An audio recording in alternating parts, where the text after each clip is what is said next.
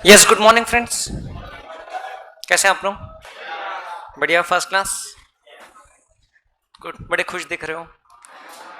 अगला टैक्स का पेपर आपका ही है। खुश तो होने की बात है। सो आज अपन कॉन्फिडेंस बिल्डिंग की एक्सरसाइज करते हैं हम लोग। जो कल टैक्स का पेपर हुआ उसको सॉल्व करते हैं, क्योंकि जब अपन साथ में सॉल्व करेंगे तो आपका बड़ा कॉन्फिडेंस बिल्ड होगा। जब आप इंडिविजुअली करोगे तो हो सकता है थोड़ा सा डगमगाए। तो साथ में करते हैं, एक एक प्रोविजन को ध्यान में रखते हुए सॉल्व करेंगे। अभी हम लोग सिर्फ इनकम टैक्स का पार्ट करेंगे। जीएसटी का पार्ट बाद में देख सकते हैं, क्योंकि अभी जीएसटी अपन लोगों ने पढ़ा ही नहीं है। इनकम टैक्स में भी हम लोगों ने जो लास्ट के 3 चैप्टर्स हैं, टोटल इनकम चैप्टर में जो जो भी है उसमें से नया जो है वो आपके सिलेबस में, आपके एक पेपर में नहीं आया है। उसके आगे के फिर 3 चैप्टर्स है। टीडीएस वाला है, टीडीएस चैप्टर से ऑब्वियसली क्वेश्चन आया है तो मैं उसमें कमेंट कर दूंगा, लेकिन आपको बाद में समझ में आएगा, मैं आपको बुक में से मार्क करवा दूंगा। देन एडवांस टैक्स चैप्टर है आपकी किताब में, जिस पे से कोई क्वेश्चन नहीं आया है। एंड उसके उसके पहले रिटर्न ऑफ इनकम चैप्टर है, जिसमें से भी एक क्वेश्चन आया है। और उसके अलावा ये तो पेपर डिस्क्रिप्टिव वाला है जो हम लोग देखने वाले। इसके अलावा there will be objective paper भी रहता है, जो कि पिछली बार तो पब्लिक डोमेन में आ गया था, इस बार अभी तक तो नहीं आया है। क्योंकि अगर आता है पब्लिक डोमेन में तो फिर वायरल हो जाता है, अपने को मिल जाता है। तो मिल जाएगा इनकेस आप लोगों को कहीं से, तो आप मुझे भेज देना, वो भी अपन सॉल्व कर लेंगे। लेकिन कल मैंने स्टूडेंट्स के मैसेजेस भेजा ग्रुप में, टेलीग्राम चैनल में, देखा आप लोगों ने? तो मिक्स्ड रिव्यूज थे। कुछ कुछ स्टूडेंट्स को बहुत इजी लग रहा है, paper was very good and very easy. And कोई स्टूडेंट्स बोलते इट वाज वेरी ट्रिकी। तो अभी let us leave it to ourselves to decide. Paper solve करते हैं, फिर डिसीजन लेते हैं, इजी था कि डिफिकल्ट था कि ट्रिकी था कि कैसा था। सिंपल सी बातें जो पढ़ के जाते हैं उसके लिए इजी रहते हैं। वैसे एक स्टूडेंट का मैसेज आया, मैंने आज सुबह देखा, जैसे मैं आपको हमेशा बताता हूँ कि सर मैंने इस बार ना टेस्ट सीरीज नहीं दिया था, बहुत बड़ी गलती किया। तो ये ये हर बार एक या दो स्टूडेंट रहते ही हैं जो हर अटेम्प्ट में ऐसी गलती करते हैं। उनका वो फर्स्ट अटेम्प्ट रहता है, तो अपने फर्स्ट अटेम्प्ट में टेस्ट सीरीज देते नहीं है, क्योंकि सोचते हैं कि अपने को टाइम मिल जाएगा पढ़ाई करने के लिए। लेकिन एटलीस्ट 2 में से 1 राउंड तो देना ही चाहिए, मैंडेटरी। सो वो उसकी गलती हुई एंड नाउ ही सेइंग कि सर 80 मार्क्स का सॉल्व हुआ, but I am not very sure. तो उसका भी स्क्रीनशॉट मैं आपको दिखा सकता हूँ। लेकिन ऐसे मैसेजेस आते हैं, तो आई होप आपकी बैच में आप में से कोई ना हो, है ना। एक दो लोग होते हैं जो एग्जाम फॉर्म भरना भूल जाते हैं, भूलते हैं कि जानबूझ के भूलते हैं वो नहीं पता। और एक दो लोग होते हैं जो कि टेस्ट सीरीज नहीं देते हैं, तो उनका फिर बाद में गड़बड़ होना ही है। चलिए, तो अब ये हम लोग इनकम टैक्स वाला पार्ट सॉल्व करते हैं। इनकम टैक्स वाले पार्ट में पहले तो ये सब इंस्ट्रक्शंस दिए हैं। सेक्शन ए क्वेश्चन नंबर 1 से 4 है। इसमें क्वेश्चन नंबर 1 कंपलसरी रहता है, जो कि 14 मार्क्स का है। एंड क्वेश्चन नंबर 2, 3, 4, ये 3 क्वेश्चंस हैं। Solve any 2 from these 3 questions. तो ये आप देख सकते हो। क्वेश्चन नंबर 1 सेक्शन ए का 14 मार्क्स का है। Paper I have already shared with you, आप लोगों ने आउट ऑफ क्यूरियोसिटी भी एटलीस्ट डाउनलोड करके देखा होगा। क्वेश्चन नंबर 2, 3, 4 इंडिविजुअली 14 मार्क्स के हैं, और उसमें सब क्वेश्चन है। जैसे क्वेश्चन नंबर 2 में A B C, A B C और सी के अंदर में 3 सब क्वेश्चन है, तो ये मिला करके आप देखोगे 14 मार्क्स का है। क्वेश्चन नंबर 3 भी 14 मार्क्स का है, 4, 6, 4। एंड क्वेश्चन नंबर 4 भी 14 मार्क्स का है, 7, 3, 4। एंड इसमें थर्ड वाले सब क्वेश्चन में ऑप्शन है आइदर दिस और दिस। तो 14 इंटू 3 कितना हो जाता है? पहला क्वेश्चन 14 इंटू 1, फिर 14 मार्क्स के आपको 2 सॉल्व करना है 3 में से। तो टोटल 42 मार्क्स का ये पेपर हुआ। क्योंकि अभी जो ओल्ड स्कीम था उसमें 60 मार्क्स का इनकम टैक्स था, उसमें से 60 मार्क्स में से 30% वॉज एमसीक्यू, मतलब 18 मार्क का एमसीक्यू। तो बचा कितना? 42 मार्क्स। तो ये 42 मार्क्स का आपका डिस्क्रिप्टिव पेपर है जो हम लोग सॉल्व करेंगे। इसके आगे जीएसटी वाला पार्ट है। जीएसटी के भी क्वेश्चंस मैंने देखा तो दे वर वेरी मच डुएबल। अगर आप लोग प्रोविजंस को अच्छे से पढ़ के गए हो तो आप सॉल्व कर सकते हो। एंड ऐसा कोई भी चीज नहीं है जो हमारे नोट्स में या क्लास में कवर नहीं हुआ है, इनकम टैक्स वाले पार्ट में भी, जीएसटी वाले पार्ट में भी। अभी भी यहाँ पे हम लोग हर एक चीज, एक एक चीज उसको किताब में से वेरीफाई कर सकते हैं। So now let us come to question number 1। हम लोग इसको सॉल्व करने वाले प्रॉपर साथ में। क्वेश्चन नंबर 1, सबसे पहले बड़े क्वेश्चन में आपने लास्ट में देखना चाहिए कि पूछा क्या है। आपको पूछा है compute the total income and income tax payable by mister Pramod for assessment year 23-24 if तीन अलग अलग सिचुएशंस में पूछा है। The business profit is computed as per normal provisions and he opts for section 115 BAC। पिछले साल तक ऑप्ट करना पड़ता था क्योंकि डिफॉल्ट रिजिम ओल्ड रिजिम थी। ये पिछले साल के फाइनेंस एक्ट पे बेस्ड है। इस साल से अब आप लोग जो पढ़ रहे हो उसमें default regime is the new regime. तो लिखा रहेगा, मतलब डिफॉल्ट रिजिम में है, या लिखा रहेगा he opts to shift out of the default regime. तो चलो अभी तो ये नॉर्मल न्यू रिजिम के हिसाब से करेंगे हम लोग। पहले पिछले साल 115 BAC में जो रेट्स ऑफ टैक्स थे वो अलग थे, इस साल चेंज हो चुके हैं। तो मैं दोनों तरीके से आपको आंसर बता दूंगा ताकि जो स्टूडेंट्स ने सॉल्व किया वो भी अपना आंसर चेक कर सके। एंड मेन आपको आगे क्या करना है, 3 लाख 6 लाख 9 लाख वो वाली लिमिट्स अप्लाई करना है। He opts to compute business profit under presumptive taxation under section 44 AD and does not opt for 115 BAC। Presumptive taxation में जा रहा है, 115 BAC के बाहर रह रहा है। And business profit is computed as per normal provisions and it does not opt for section 115 BAC. So let us see these three scenarios. Which option is advantageous to Mr. Pramod? तो तीनों scenario का हमको quickly calculation करना होगा। अब ये question को पहले 15 मिनट में ही पढ़ लेना चाहिए एग्जाम में जो रीडिंग टाइम मिलता है उसमें। बट टू माय सरप्राइज कल मुझे एक स्टूडेंट का मैसेज 147 को आया, 2 बजे का पेपर रहता है, 147 को आया कि मतलब ऑल द बेस्ट के लिए, बेस्ट विशेस लेने के लिए कि sir going for the paper. लेकिन 147 को अगर आप एग्जाम हॉल के बाहर हो, मतलब मोबाइल यूज कर रहे हो, तो you are losing out on that time. 145 के पहले you should be inside the exam hall, तो वो 5 मिनट का भी बहुत नुकसान होता है बाद में। So mister Pramod, a resident aged 55 years is a retail trader, furnishes the following information. Trading and profit and loss account दिया है। अब ऐसे काफी क्वेश्चंस हम लोग टोटल इनकम चैप्टर में करने वाले हैं। आपका जो टोटल इनकम चैप्टर है इसमें जो नेक्स्ट चैप्टर नंबर 12 है उसमें काफी क्वेश्चन है जिसमें पूरा डेटा दिया है, आपको हेड वाइज इनकम कंप्यूट करना है। Opening stock, purchases, transport charges, ये ट्रेडिंग अकाउंट दिख रहा है फर्स्ट वाला पार्ट क्योंकि ग्रॉस प्रॉफिट निकला है। सेल्स एंड क्लोजिंग स्टॉक, फिर नीचे P&L अकाउंट वाला पार्ट है, gross profit brought forward, rent from house property, rent from furniture. अब ये जो दो आइटम है they are actually not related to PGBP head. Rent from house property will be taxable as income from house property, और इसका retail trade का business है तो उसको फर्नीचर का भी जो रेंट मिला उसको हम लोग इनकम फ्रॉम अदर सोर्सेज मान लेंगे, उसको हम लोग बिजनेस इनकम नहीं मानेंगे। फर्नीचर का जो रेंट है, फर्नीचर के रेंट में 30% स्टैंडर्ड डिडक्शन नहीं मिलेगा, लेकिन हाउस प्रॉपर्टी के रेंट में मिलेगा। समझ रहे हो क्या? Salaries, rates and taxes, administrative expenses, depreciation. All the sales are by account pay checks or through bank transfers. Okay. The opening and closing stocks, all the sales are by account pay checks लिखा है। इसका meaning ये होता है कि जब आप 44 AD लगाओगे तो आप सेल्स के ऊपर में 6% लगाओगे instead of 8%. Opening and closing stocks have been overvalued by rupees 15,000 and 20,000 respectively. तो जब आप नॉर्मल तरीके से कंप्यूटेशन करोगे तब आपको ये जो प्रॉफिट आपका निकला हुआ है इसमें ओपनिंग स्टॉक अगर ओवर वैल्यूड है, मतलब आपने ज्यादा डिडक्शन लिया है तो उतना आपको एड बैक करना पड़ेगा। क्लोजिंग स्टॉक अगर ओवर वैल्यूड है, क्लोजिंग स्टॉक क्रेडिट हो रहा है उसके कारण प्रॉफिट बढ़ रहा है, तो उसके कारण आपका प्रॉफिट ज्यादा बढ़ गया तो आपको उतना कम करना होगा। Rates and taxes include GST liability of 5,000 rupees paid on 1 May 2023। अब इसमें GST की लायबिलिटी है जो 1 May को पे किया। GST paid is allowed as a deduction and it is subject to section 43B। Section 43B कहता है कि अगर आपने ड्यू डेट ऑफ ROI तक पे नहीं किया तो आपको डिडक्शन डिसअलाउ होगा। यहां पर तो इन्होंने 1/5/2023 तक पे कर दिया है तो इसलिए इसका डिडक्शन अलाउ हो जाएगा। ये इंफॉर्मेशन सिर्फ कंफ्यूज करने के लिए दिया है, नथिंग टू बी डन, उसका कुछ प्लस माइनस नहीं करना है यदि आप नेट प्रॉफिट से स्टार्ट कर रहे हो तो। Then municipal taxes for let out property rupees 7,000। हाँ, ये 24,000 में से 7,000 कोई दूसरे हेड से संबंधित है तो उसको ये डिडक्शन में से हटाना पड़ेगा। डिडक्शन से हटाना पड़ेगा मतलब PGBP इनकम कैलकुलेट करते वक्त एड बैक करना पड़ेगा। Administrative expenses include 25,000 paid as donation to national children's fund. कल ही नाम आया था, इसका 100% डिडक्शन मिलता है अंडर सेक्शन 80G।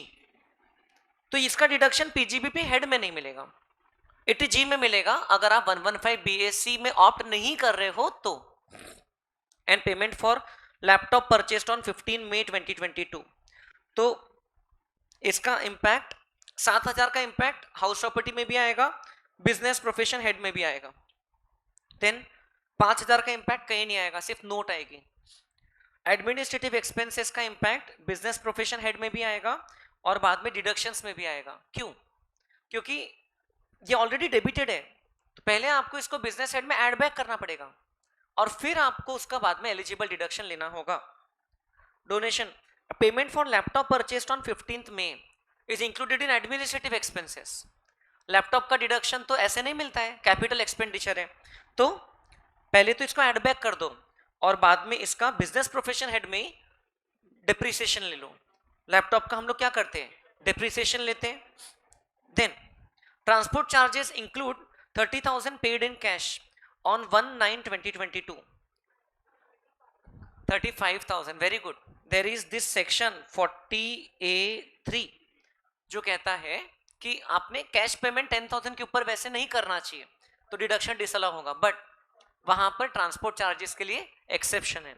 मतलब this will be allowed, transport charges are allowed if paid in cash up to ₹35,000 on a single day. तो ये आपको कंफ्यूज करने के लिए दिया है, इसका कुछ नहीं करना है, यही उसको करना है। He incurred a loss of ₹8,000 on sale of equity shares on 10th February, which were purchased on 10th June 2022. कौन सा टाइप का लॉस है? Short term capital loss. अब ऑब्वियसली हमारा ट्रेडिंग बिजनेस है, शेयर्स का ट्रेडिंग नहीं है, तो ये इसका क्या होगा, ये लॉस का it will B set off only against any kind of capital gain. देखा आपने कैसे सब चैप्टर का नॉलेज अप्लाई होता है। तो ये जो है it will B not available for set off here against business income or a house property or other sources. Capital gain की इनकम और कोई दिख नहीं रही है। Depreciation includes ₹1,200 as depreciation on trademarks wrongly charged at 15%. Trademark 25% पे होना चाहिए, तो आप इसको पहले ऐड बैक करो, फिर करेक्ट डेप्रिसिएशन जो होता है वो माइनस करो। Then he deposited 50,000 in PPF account and has paid life insurance premium ₹60,000. ये 80C, मैंने आपको बोला था ये one of the most important section है उस चैप्टर का, 80C। और ये भी लाइफ इंश्योरेंस प्रीमियम भी 80C। 1,50,000 के लिमिट है, but not available under the new regime 115BAC। He paid interest of 70,000 on loan availed in financial year 17-18 for higher education of his wife।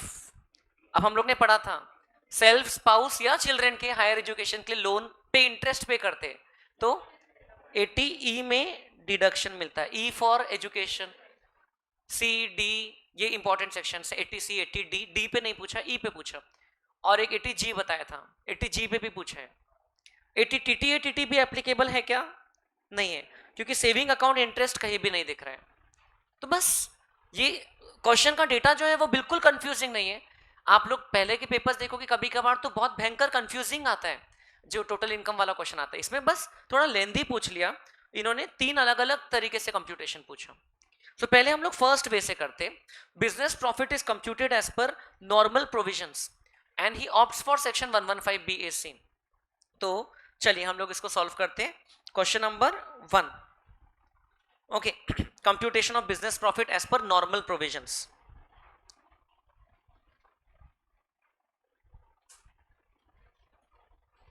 first scenario,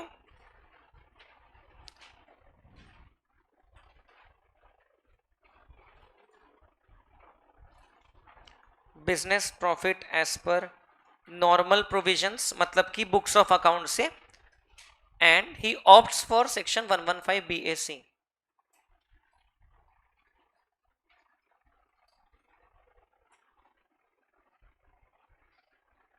ठीक है, चलिए तो सबसे पहले हम लोग टोटल इनकम ही निकाल लेंगे सीधा।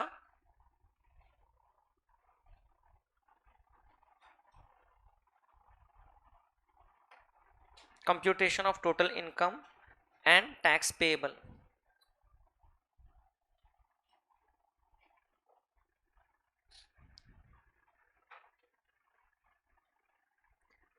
आपको कई चीजों का नोट में डिटेल लिखना पड़ेगा, पर्टिकुलर्स नोट अमाउंट लिख सकते हैं आप।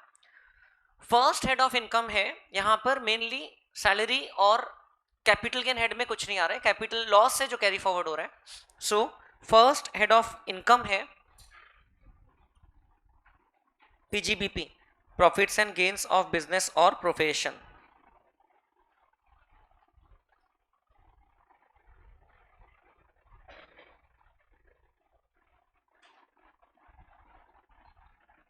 To be done as per note number 1। इसको हम लोग नोट 1 में डिटेल में कैलकुलेट करेंगे।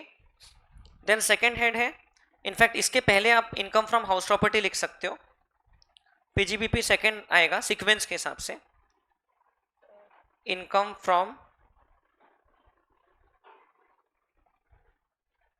House property, it is a late out property, तो हाउस प्रॉपर्टी का इनकम नोट नंबर 1 में निकाल देंगे, बिजनेस प्रोफेशन का income note number 2, and income from other sources,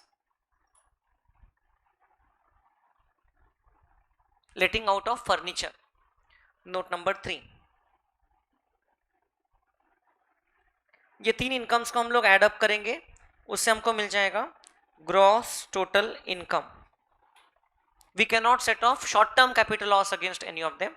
इसमें से हम लोग लेंगे deduction under chapter number 6A।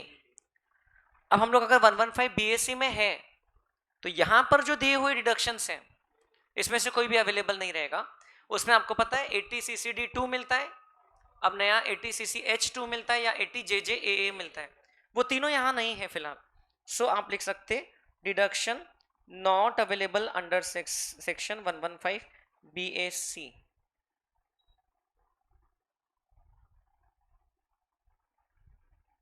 तो बस यही हमारा हो जाएगा टोटल इनकम। आपका ये कंप्यूटेशन का स्टेटमेंट तो बड़ा सिंपल रहेगा। फिर उस टोटल इनकम पे हम लोग टैक्स निकालेंगे।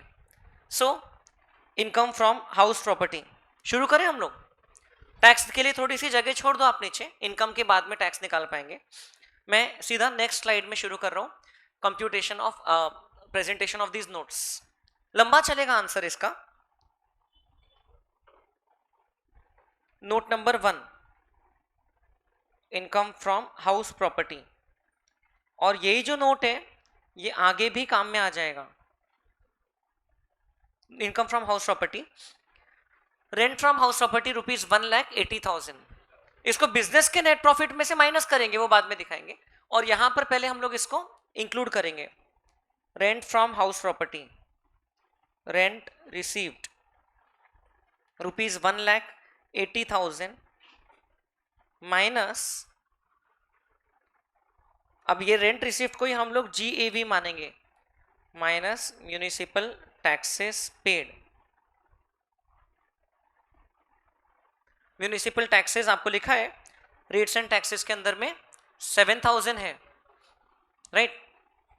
अब म्यूनिसिपल टैक्सेस कब पे किया ये डेट नहीं लिखी है। Municipal taxes should have been paid up to 31st of March, तो we are assuming that they have been paid. सिर्फ GST लाइबिलिटी 1st May को पे हुई है, तो म्यूनिसिपल टैक्सेस तो पे हुआ है ऐसा मान रहे हम लोग, रुपीज 7,000। तो ये माइनस कर लो तो आपको मिल जाएगा NAV, इसको हम लोग क्या बोलेंगे, net annual value 1,73,000 minus standard deduction of 30% under section 24A, बोलिए 51,900। इंटरेस्ट है नहीं यहां पर, तो लिख के भी डैश लिख सकते हो या डायरेक्टली फाइनल वैल्यू लिख सकते हो। बोलिए 1,21,100। ये मेन इसमें टाइम बचाने का है आपको, तो जितना मैंडेटरी डिटेल से उतना लिखो। 121,100 आ रहा है, यही रहेगा। इवन जो बाकी के 2 ऑप्शन है उसमें भी यही रहेगा, ये वाला इनकम चेंज नहीं होगा। तो ये आपका इनकम यहां पर फाइनल हो गया 121,100। फिर note number 2, income from business PGBP। Now इसका रेगुलर वे से आपको कंप्यूटेशन करना है। So we will start with net profit as per P&L। Net profit as per P&L account, ये दिया है रुपीज 10,46,000 ऑब्वियसली ये दो आइटम भी हमको यहां से हटाना पड़ेगा। इनकम्स इसमें से लेस कर देंगे, incomes taxable under other heads.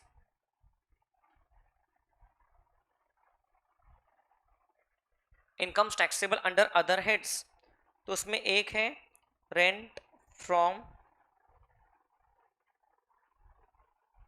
House property ₹1,80,000 less कर रहे हैं क्योंकि वो प्रॉफिट में ऑलरेडी क्रेडिटेड है। एंड दूसरा rent from furniture,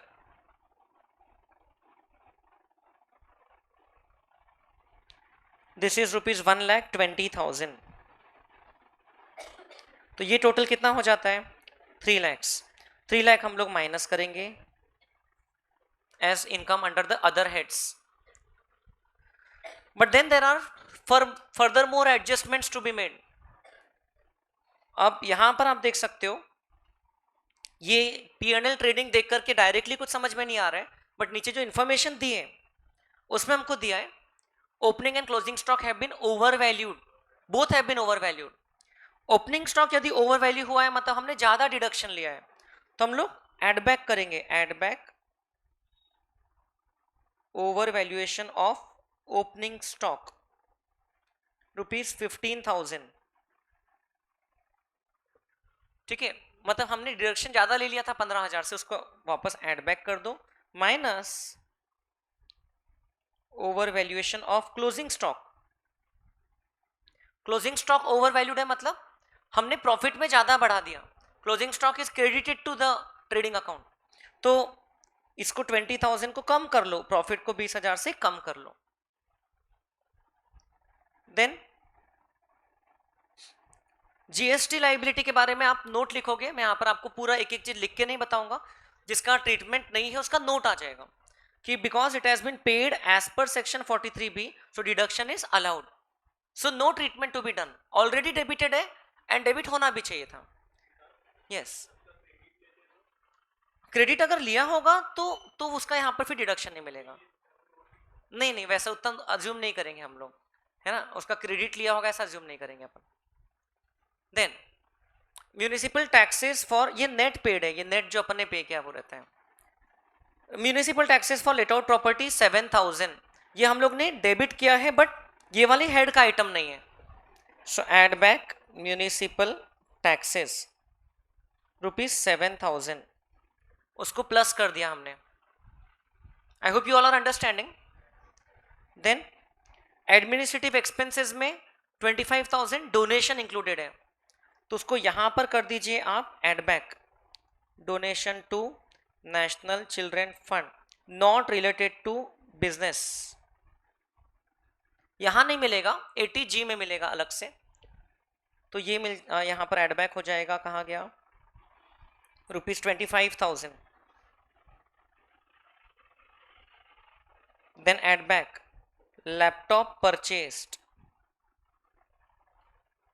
laptop capital expenditure not allowed under section 37 ₹60,000, but हाथों हाथ लैपटॉप का डिप्रिसिएशन ले लीजिए, नहीं तो भूल जाएंगे अपन। हाँ, मैं अगले पेज पे पूरा डिटेल में बता रहा हूं।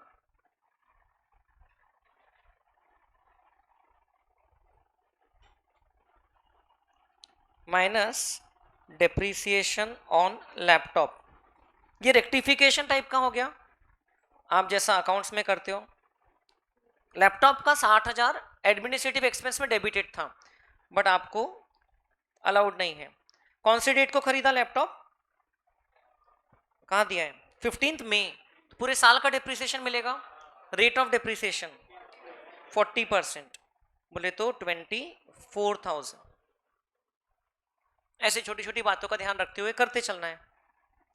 ट्रांसपोर्ट चार्जेस का नोट आ जाएगा, it is allowed up to ₹35,000 even if paid in cash. STCL का नोट आ जाएगा to be carried forward. Depreciation on trademark, ये ऐड बैक कर दो, डिप्रिसिएशन ऑन ट्रेडमार्क जो डेबिट हुआ है, debited to P&L add back कर दो, कितना है ₹1200, माइनस करो डेप्रिसिएशन ऑन ट्रेडमार्क जो कि अलाउड होना चाहिए, अलाउड एट 25%।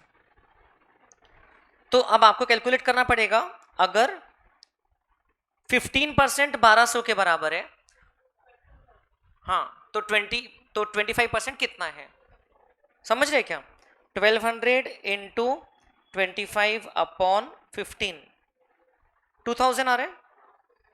यहां आप ट्रेडमार्क का वैल्यू निकाल सकते हो। 1200 किस फिगर का 15% है? 8000 का, उसका 25% 2000, ये भी हो गया। देन ये वाले आइटम्स आपके बिजनेस के P&L में डेबिटेड नहीं है, अलग से दिया है बस, तो इसका बिजनेस इनकम में कोई इंपैक्ट नहीं आएगा, बाकी कोई प्रॉब्लम नहीं है। That's it. So this is our business income.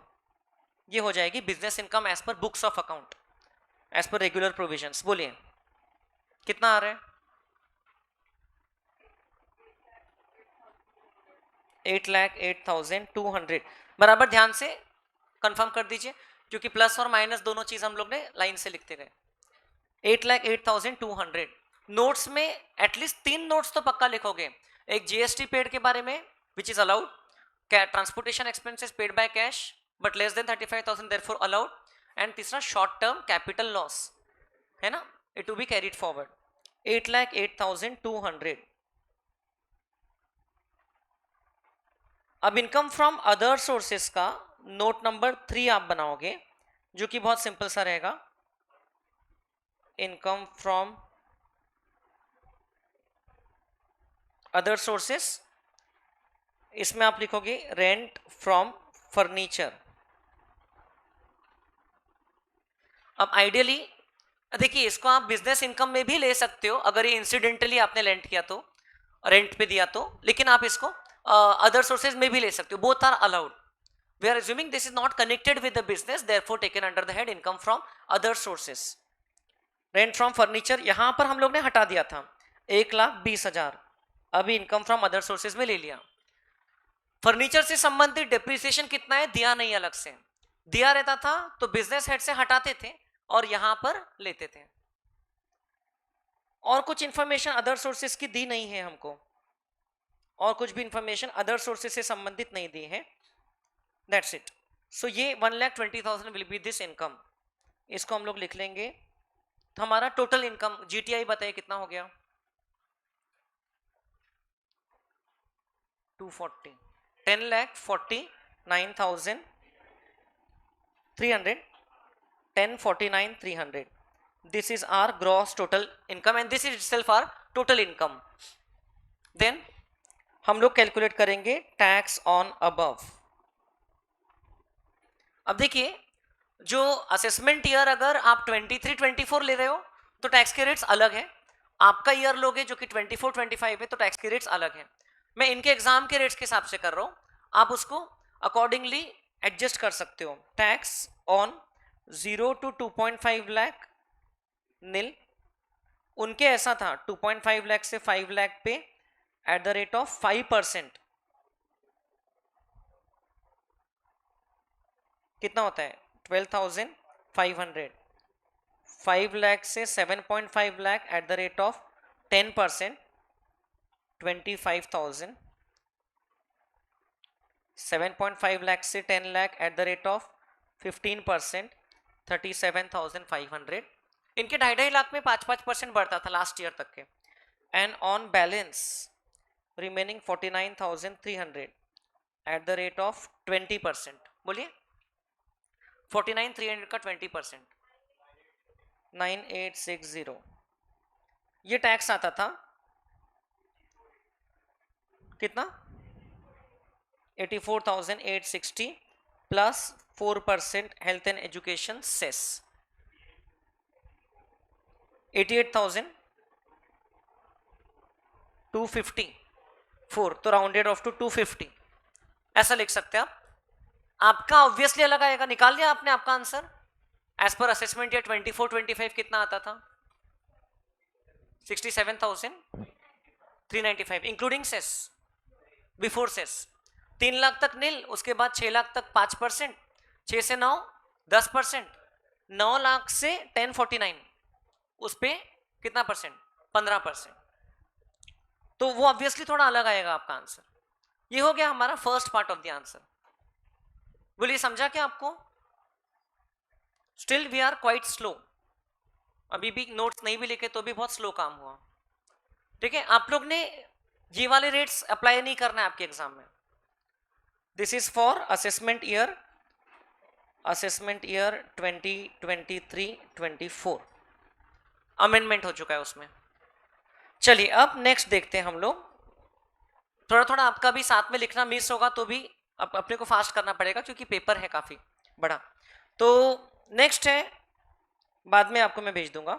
He opts to compute business profit under presumptive taxation, है ना, प्रिजम्पटिव टैक्सेशन,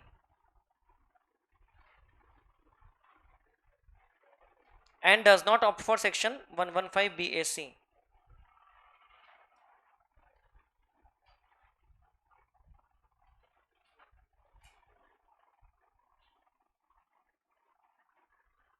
तो इसमें बड़ा सिंपल काम हो जाएगा आपका, ये सेम कॉपी पेस्ट होगा, computation of total income and tax payable.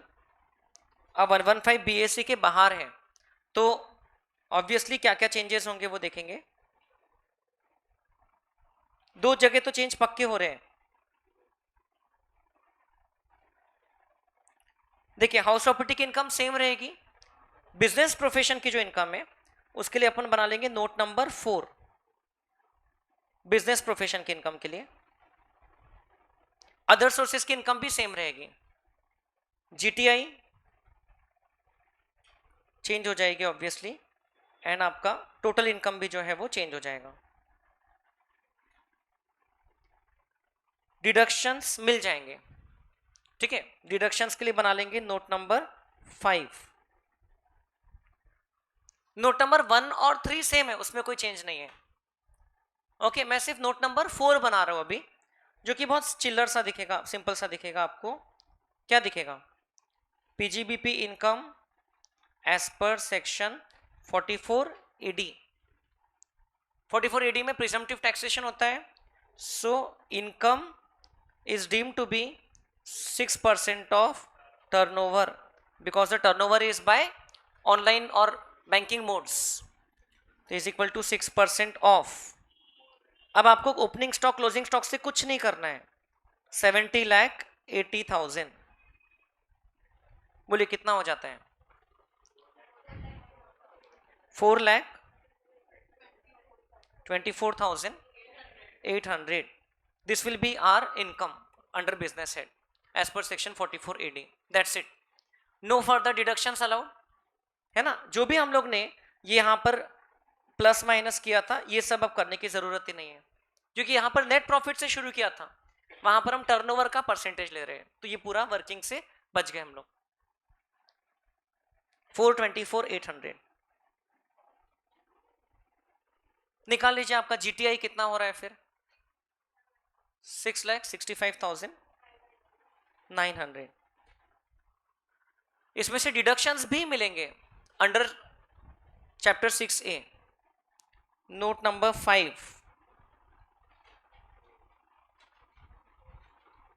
Deduction under chapter 6A, एक डिडक्शन मिलेगा अंडर सेक्शन 80C, 2 आइटम है उसके, है ना, contribution to PPF and life insurance premium 50,000 and 60,000।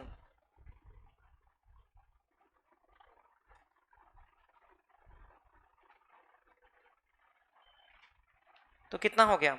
1,10,000 which is within the limit of 150। दूसरा deduction एक मिलेगा under section 80E, interest on higher education loan for wife's education is allowed 70,000 and ये 8 years तक allowed रहता है। And यहां पर तो ये हमारा 17-18 से स्टार्ट हुआ है, तो ये 8 years के अंदर ही आ रहा है। और 80G का भी मिल जाएगा पूरा विदाउट एनी क्वालिफाइंग लिमिट, है ना, donation to national children's fund,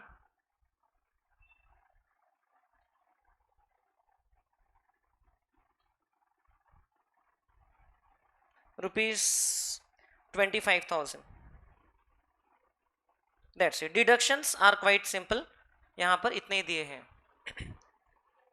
2,05,000। इतना बड़ा आप डिडक्शन ले लोगे अंडर चैप्टर 6A, ऐसा सिंपल सा उसका नोट रहेगा, 2,05,000। It is allowed if we opt out of section 115 BAC, 4,60,900। Okay, तो अब रेगुलर प्रोविजंस के हिसाब से टैक्स निकालना है, पूरी इनकम जनरल इनकम से। So tax on first, assessee की एज 60 से कम ही है, 55 ईयर्स है, tax on first 2.5 lakh nil, on balance बोलो 2,10,900, क्योंकि 2.5 से 5 लाख पे रेट है 5%, तो ये वाले पोर्शन पे 5%, बोलो कितना होता है, 10,545, दैट्स इट। तो ये आपका टोटल हो गया 10,545। रिबेट यस 5 लाख से कम है, करेक्ट, रिबेट मिल जाएगा। ये पिछले साल भी था, ओके, पिछले साल दोनों में 5 लाख का लिमिट था, लेकिन इस बार आपके केस में 7 लाख हो चुका है न्यू रिजिम में, ये तो खैर ओल्ड रिजिम है। 5 लाख से कम में रिबेट कितना मिलता है, 12,500 तक है, पूरा रिबेट मिल जाएगा, देयरफॉर नेट टैक्स लायबिलिटी हो जाएगी नील। तो ऑब्वियसली ये ऑप्शन बेटर दिख रहा है ना, ये ऑप्शन में आपका टैक्स लायबिलिटी नील हो गया है। फिर भी हमको थर्ड वाला भी करना होगा, समझा ना आपको। अब हमारे नोट्स तो पूरे तैयार है, अब बस मिक्स एंड मैच करना है। ये हो गया, ये हो गया, business profit as per normal and he does not opt for 115 BAC, मतलब कि अब नॉर्मल में कुछ चेंज होगा क्या, इसमें से ऐसा कोई आइटम है जिसका 115 BAC में फर्क पड़ रहा था, नहीं था इसमें कुछ, मतलब ये प्रॉफिट सेम रहेगा, 115 BAC में भी सेम, उसमें भी सेम, सिर्फ डिडक्शन में फर्क पड़ेगा। सो आप लिख सकते हो पॉइंट नंबर 3, थर्ड वाला आप हेडिंग लिख देना, GTI as per 1, GTI as per case number 1, ये GTI आ रही थी आपकी, कहाँ गया, 1049,300,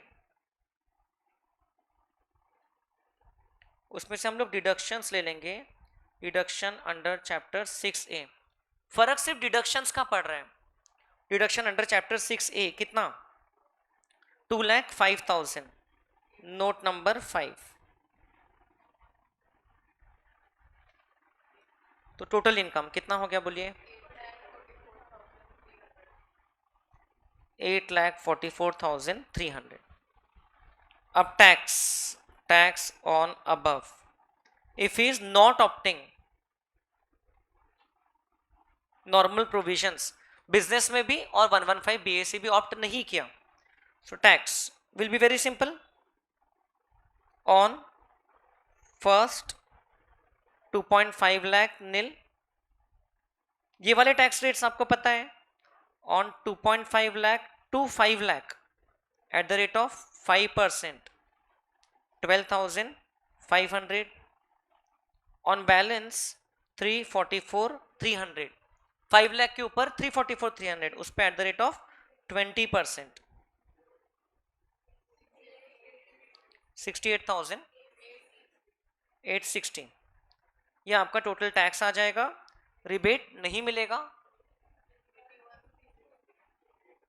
81,360 plus 4% health and education cess, add करके बता दीजिए, 84,614 can be rounded off to 84,610. So out of the 3 scenarios, the case number 2 is most beneficial for us when he goes for section 44 AD and does not opt for section 115 BAC. अब इसमें एक चीज बच गई, फिर भी कौन सा बच गया, presumptive taxation and opts for 115 BAC, है ना। लेकिन ये बेटर रहेगा क्योंकि इसमें इसको डिडक्शन मिल जाएगा. This will always be the better one, है ना, क्योंकि बाकी इनकम्स में कोई चेंज नहीं हो रहा है. बोलिए जमा क्या आपको आंसर लंबा है, बहुत लेंथी है, ऑलरेडी हम लोग ने इतनी सारी चीजें लिख लिया. Next, this was first question for 14 marks. Then question number 2, state yes और नो. सिर्फ यस और नो लिखना है आपको क्योंकि 3 मार्क का क्वेश्चन है और 6 आइटम्स है. Whether the following transaction can be treated as income deemed to accrue or arise in India from chapter number 2. And वो चैप्टर से ही जनरली ये सेकंड क्वेश्चन का फर्स्ट पार्ट आता है 7 मार्क का. ये 3 मार्क का भी उसी से आया है, अगला 4 मार्क का भी उसी से आया है. बताइए, hire charges paid outside India for the use of machinery situated in India. Yes, because the source of income is situated in India और the asset is situated in India. Time रहा तो रीजन लिखना, वरना उन्होंने सिर्फ state लिखा है ना, तो अपन स्टेट के हिसाब से स्टेट करेंगे, है ना. Income of a non resident and non citizen of India from the shooting of cinematographic film in India. Very good. No, ये एक एक्सेप्शन में आता है, बिजनेस कनेक्शन के एक्सेप्शन में आता है. Very good. Capital gain arising through a transfer of a house property. मतलब 1 मार्क तो आपको मिल गया है पक्का, आधा और आधा करके. Capital gain arising through a transfer of a house property situated in India. The place of registration and place of payment of consideration is outside India. Yes, Indian income. ये जो बच्चे का आंसर क्वेश्चन पेपर उसने भी टिक लगाया है, मतलब ऐसे लिखा होगा होपफुली, छोटा सा टिक दिख रहा है. मतलब it is yes because the main asset is situated in India. Allowances paid by the government to a citizen of India for rendering services outside India.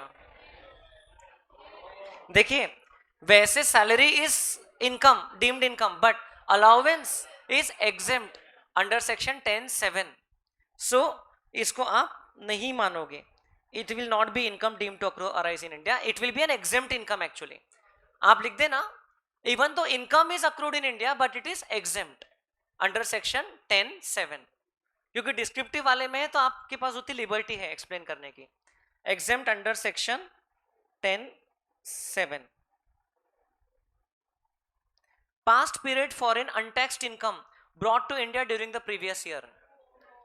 No, foreign untaxed income India में सिर्फ लाते हैं तो उसको remittance बोलते हैं, and remittance activity is not income. बहुत बार बहुत क्वेश्चंस में देखा है ये. Gift receive by non resident on the occasion of his wedding in India. Gift on the occasion of wedding is not an income. बच्चे ने भी छोटा सा ई लिखा है वहां पर, तो टेक्निकली एग्जेम्प्ट नहीं है but it's not an income. Gift receive by non resident on the occasion of wedding. किसी को भी वेडिंग के ओकेजन पे गिफ्ट मिलता है, पर्सनल मैरिज के ओकेजन पे, तो इट इज नॉट टैक्सेबल. याद है ना आपको? हो गए 3 मार्क अंदर. 2 ही मिले क्या आपको? ठीक है, अपना अपना कैलकुलेट कर लो भाई, टाइम मिला है. Mr. Sanjay has the following incomes. Compute taxable income of Mr. Sanjay for the assessment year 23-24 if he is not ordinarily resident and non-resident. तो मैं पूरा डिटेल में नहीं लिख रहा हूं पर्टिकुलर्स क्या क्या है, लेकिन अगर वो RNOR रहेगा तो क्या होगा, ROR रहेगा तो क्या होगा, सिर्फ वैल्यूज लिख दे रहा हूं यहां पर. देखिए, हाँ sorry, NR, RNOR and NR non resident, ऐसी 2 कैटेगरी में पूछा है. तो अपन अपनी मर्जी से एक्स्ट्रा मत करके आना, जितना पूछा है उतना ही. 4 मार्क का ही क्वेश्चन है. So again 4 into 2, total 8 point लिखना है अपने को. आधा आधा मार्क का एक एक पॉइंट है. पहला, interest on England development bonds 1/3 received in India. तो जितना इंडिया में मिला उतना ही taxable for both the persons. Yes. देखिए, RNOR के हाथ में NR के मुकाबले एक्स्ट्रा क्या टैक्सेबल होता है? Income from business controlled from India और प्रोफेशन सेटअप इन इंडिया. बस ये एक्स्ट्रा टैक्स होता है RNOR के हाथ में, बाकी सब NR के जैसे ही चलता है उसका. Interest receive from non resident 5,000 against a loan given to him to run a business in India. आपने नॉन रेसिडेंट को लोन दिया था, वो इंडिया में काम कर रहा है, उस पैसे से बिजनेस कर रहा है, taxable. This is income deemed to accrue in India. So it is includable for both. Royalty received from Akhil, a resident, for technical services given to run a business outside India. ये आपको chart बताया था. अगर हमने royalty दिया and ये देखिए royalty, okay, right to use asset, ये सर्विस रेसिपिएंट रेसिडेंट है लेकिन वो बिजनेस आउटसाइड इंडिया के लिए अप्लाई करने वाला है. So therefore it will not be deemed to be income earned in India, income accrued in India. So ये टैक्सेबल नहीं रहेगा दोनों के लिए. आप इसमें डैश डैश कर दो. बिकॉज अल्टीमेट, आपको याद होगा एक क्वेश्चन भी था श्रीलंका वाला, place of utilization of the services is to be seen, है ना. अगर यूटिलाइज बाहर हो रही है तो फिर वो इंडिया में अक्रू नहीं हो रही income. Income from business in Sri Lanka 25,000, out of which 15,000 were received in India. Business is controlled from India. और एनओआर के हाथ में पूरा 25,000, एनआर के हाथ में जितना इंडिया में रिसीव हो रहा है इतना. That's it. So this much is the income. This will be the final answer along with one note for each point. वही के वही रिमार्क्स में नोट लिख सकते हो आप. बोलो कितना हो गया? 50,000 and 40,000. 4 मार्क का क्वेश्चन. ओके, सो ये मैंडेटरी बहुत एग्जाम से आप ऑब्जर्व करो. पास्ट एग्जाम के पेपर्स मिल जाते हैं, आप डाउनलोड करो. देखो क्वेश्चन नंबर 2 में रेसिडेंशियल स्टेटस से ही पूछ रहे हैं. अब आपके न्यू कोर्स में it will be only for 50 marks income tax portion. Still ये चैप्टर अपने आप में इंपॉर्टेंट है. Then third one is related to TDS. तो इसके बारे में मैं लास्ट में कमेंट करता हूं. पहले जो हमने पढ़ा है चैप्टर्स उसको कंप्लीट करते हैं, उसके क्वेश्चंस को. Then question number 3A, 4 marks का क्वेश्चन, कैपिटल गेन्स का क्वेश्चन दिख रहे हैं. Mister Aryan, a resident individual aged 58 years, sells unlisted shares in a private sector company.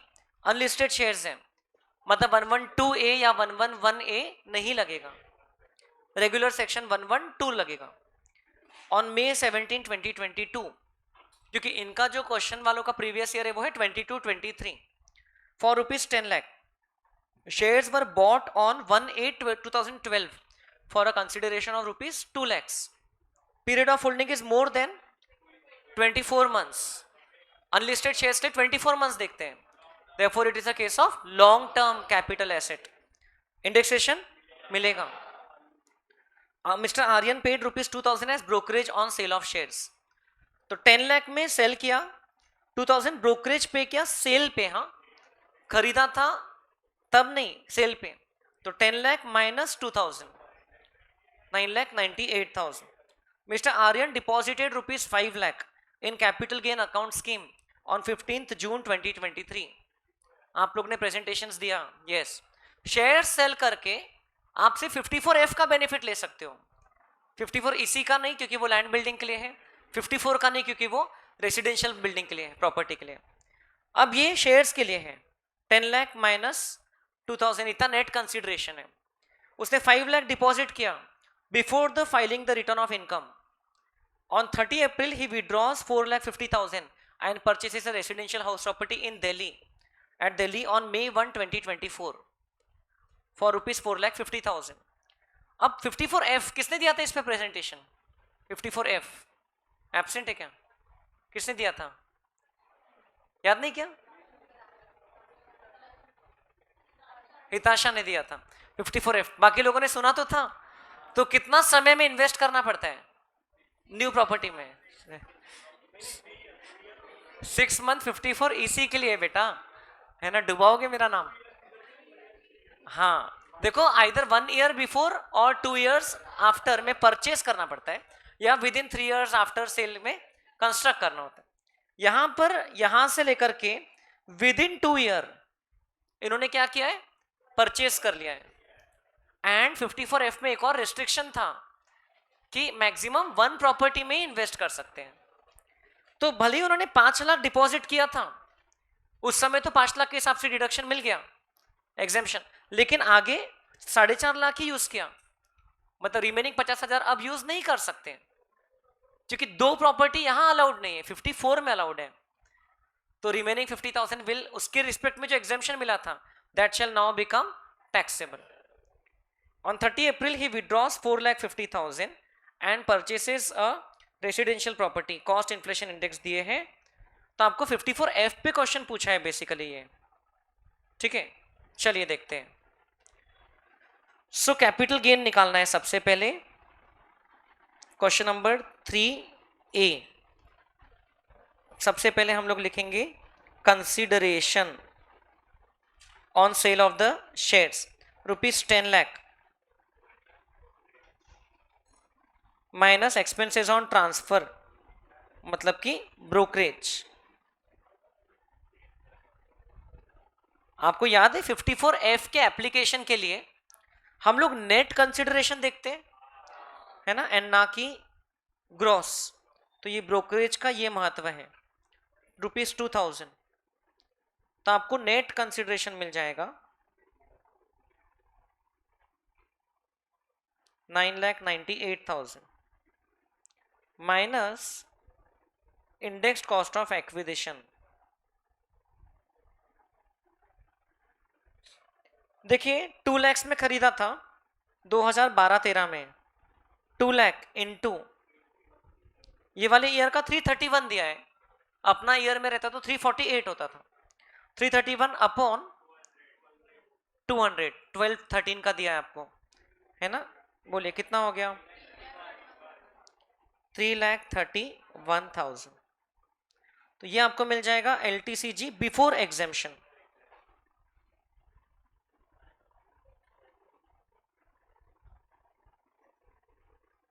बोलो कितना हो गया?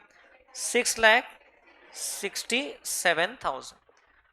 54F के लिए आपको कंसिडरेशन जितना इन्वेस्ट करना पड़ता है, LTCG जितना नहीं.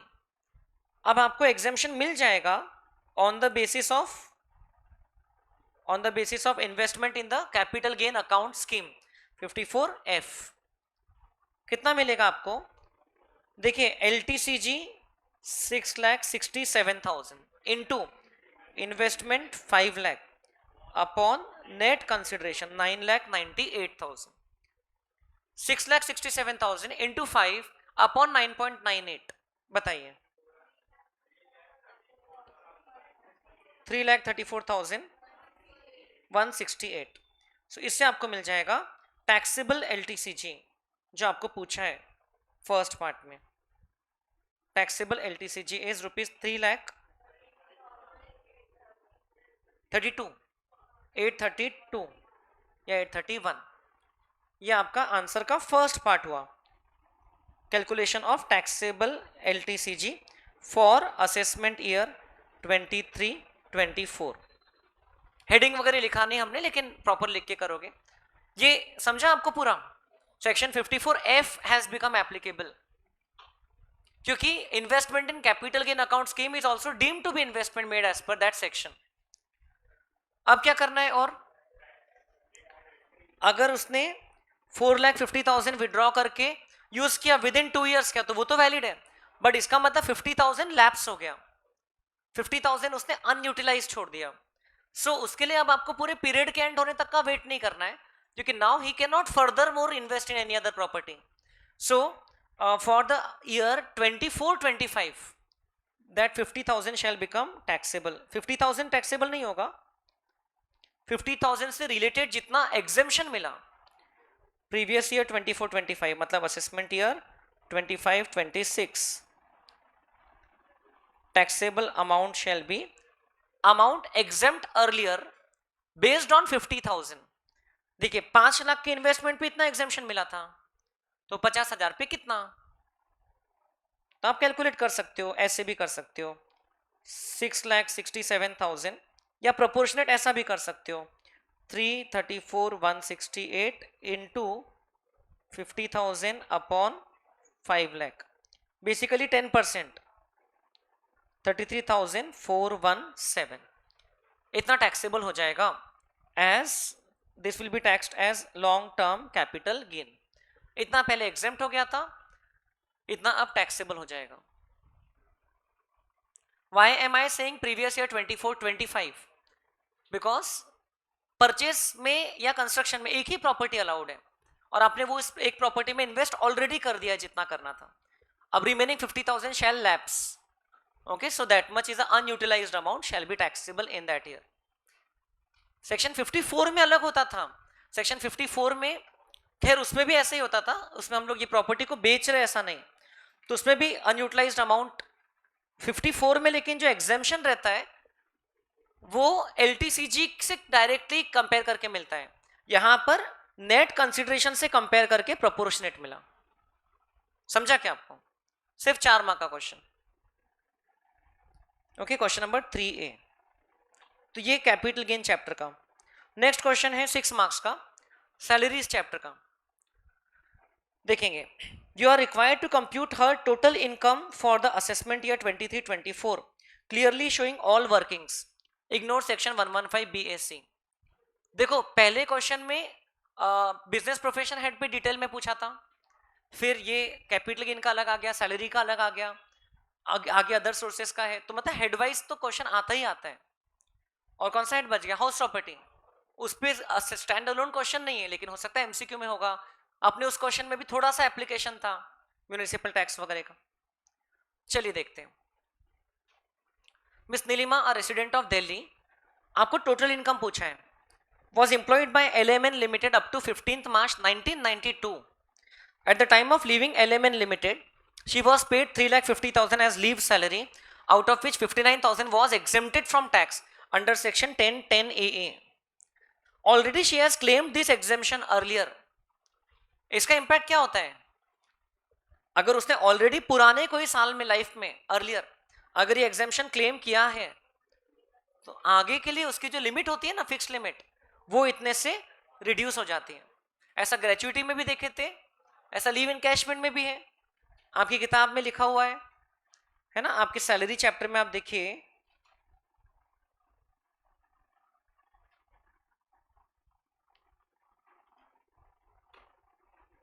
ये देखिए एनकैशमेंट ऑफ लीव, इसमें यहां पर लिखा है आपकी किताब में पेज नंबर 23 पे, where leave salary is receive from 2 और more employers in the same year, या received from in earlier year from a former employer, again from another employer, the limit of 25 lakhs will be reduced by the amount of leave salary.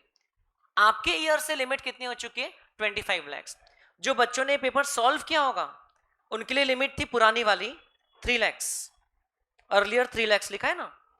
so हम लोग अभी 3 lakhs के हिसाब से solve करेंगे, आपको उसको अपडेट करके 25 करना है। मैं आपको दोनों हिसाब से फाइनल आंसर क्या आएगा समझा दूंगा। Thereafter, she joined CD Private Limited and received 4,14,000 as leave salary at the time of retirement on 31st December 2022. मतलब 9 months जॉब किया उसने इस साल, फिर रिटायर हुए हैं। In addition, she received a gratuity of 12 lakhs from the employer. एक तो लीव सैलरी मिल रही है, दूसरी ग्रेचुइटी मिल रही है। She is not covered by the Payment of Gratuity Act, section 1010। ये तो एप्लीकेबल होगा, लेकिन फॉर्मूला थोड़ा चेंज हो जाएगा, याद है 1/2 वाला लगेगा। The following information is available. Average salary receive during 11 months दिया है, हमारे काम का कितना रहता है? 10 मंथ्स। अच्छा, एवरेज सैलरी सिर्फ लीव एनकैशमेंट के लिए देखते हैं या ग्रेचुइटी के लिए भी देखते हैं? ग्रेचुइटी के लिए भी देखते हैं। अगर वो covered by payment of gratuity act रहती थी तो लास्ट ड्रॉन सैलरी देखते थे, वरना एवरेज सैलरी। आपको डीए के बारे में कुछ भी दिया नहीं है, तो डीए इज नॉट देयर, आपको सैलरी दिया है सिर्फ। Duration of service 14 years and 7 months, leaves entitlement for every year of service 45 days, जबकि हमने देखा है हमारे एग्जेम्पशन कैलकुलेशन के लिए मैक्सिमम 30 days लेते हैं। 45 days मतलब 1.5 months होता है, तो देखा जाए तो 14 years into 1.5, leaves that she was entitled as such was 21 months। उसमें से उसने 90 days की लीव लिया, मतलब 3 months। देखो 21 - 3 बराबर मैच हो रहा है 18। एम्प्लॉयर के फॉर्मूला के हिसाब से 18 months की लीव बची है, लेकिन अपने को 30 के हिसाब से ही क्रेडिट करना है। She received 5,20,000 from unrecognized provident fund, nothing that we have not studied। unrecognized provident fund से अगर पैसा मिलता है तो उसके एक बॉक्स बनाया था हमने, 4 अलग अलग चीजें रहती है उसकी। देखो employee contribution, interest on employee, interest on employer. Employee contribution और उस पर जो इंटरेस्ट रहता है it is taxable as salary. Employer contribution, sorry उल्टा बोल दिया, एम्प्लॉयर कंट्रीब्यूशन एंड उस पर जो इंटरेस्ट रहता है it is taxable as salary. Interest on employee contribution is taxable as income from other sources. बस ये 2 लाख टैक्सेबल नहीं होते हैं। You are required to compute a total income. इसमें कुछ बच्चे शायद बेसिक सैलरी लेना ही भूल गए होंगे, मुझे ऐसा लगता है।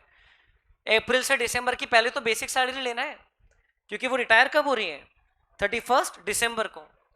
तो इन द फर्स्ट प्लेस 9 महीने की बेसिक सैलरी ले लो, उतना तो सही कर लो। फिर 3 आइटम और बचे बस।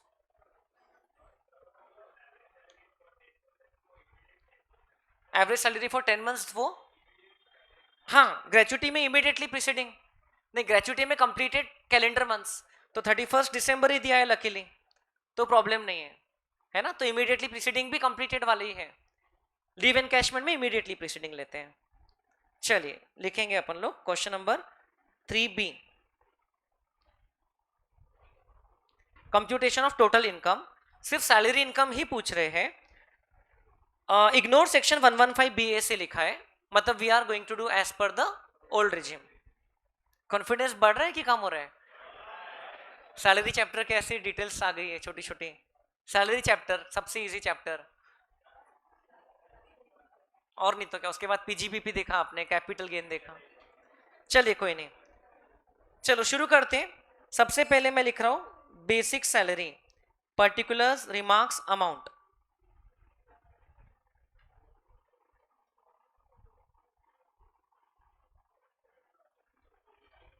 बेसिक सैलरी, इसका कैलकुलेशन बड़ा सिंपल है। देखो अगस्त से 22,900 हुआ, अगस्त से दिसंबर मतलब 5 महीने, अगस्त सितंबर अक्टूबर नवंबर दिसंबर। उसके पहले इस साल अप्रैल से जुलाई गिनेंगे 4 महीने।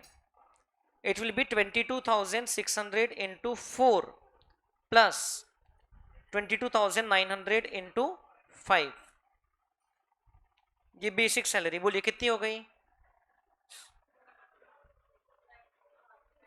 2,04,900।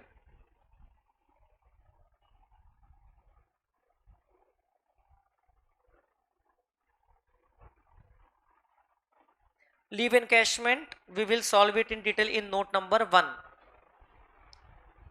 ग्रेचुइटी इन नोट नंबर 2, क्योंकि उसमें से कुछ कुछ अमाउंट एग्जेम्प्ट रहेगा। देन बस ये 2 आइटम एक्स्ट्रा है। जो पुराने एम्प्लॉयर से एग्जेम्प्ट हुआ था वो आगे कैलकुलेशन में आएगा, इस साल टैक्सेबल नहीं। और फिर ये जो प्रोविडेंट फंड का पैसा मिला, employer's contribution to unrecognised provident fund, ये साल रिसीव हो गया।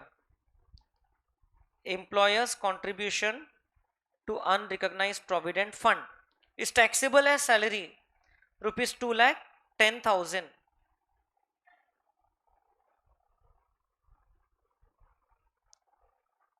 Interest on employer contribution received in respect of unrecognised provident fund, withdrawal के वक्त ये टैक्सेबल हो जाता है ₹50,000। इससे तो आपको मिल जाएगी ग्रॉस सैलरी।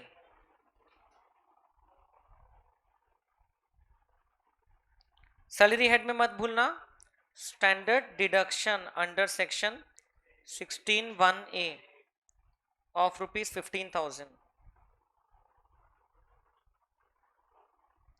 टैक्सेबल सैलरी मिल जाएगी आपको।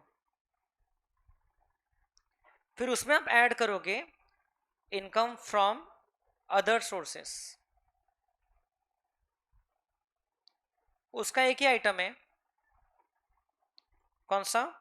Interest on employees own contribution.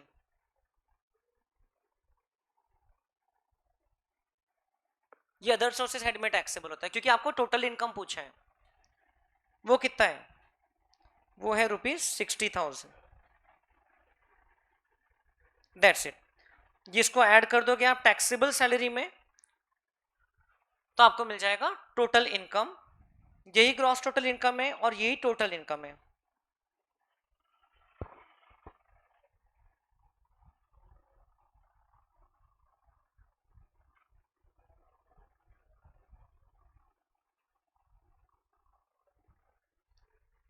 तो हम लोग को नोट नंबर 1 और 2 बनाना है mainly.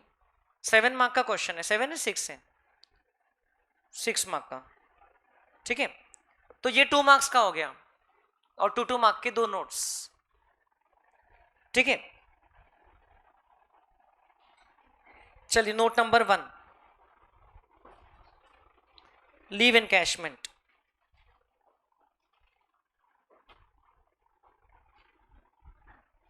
Leave encashment, amount received as leave encashment is equal to rupees 4,14,000 minus amount exempt under section 10(10)AA।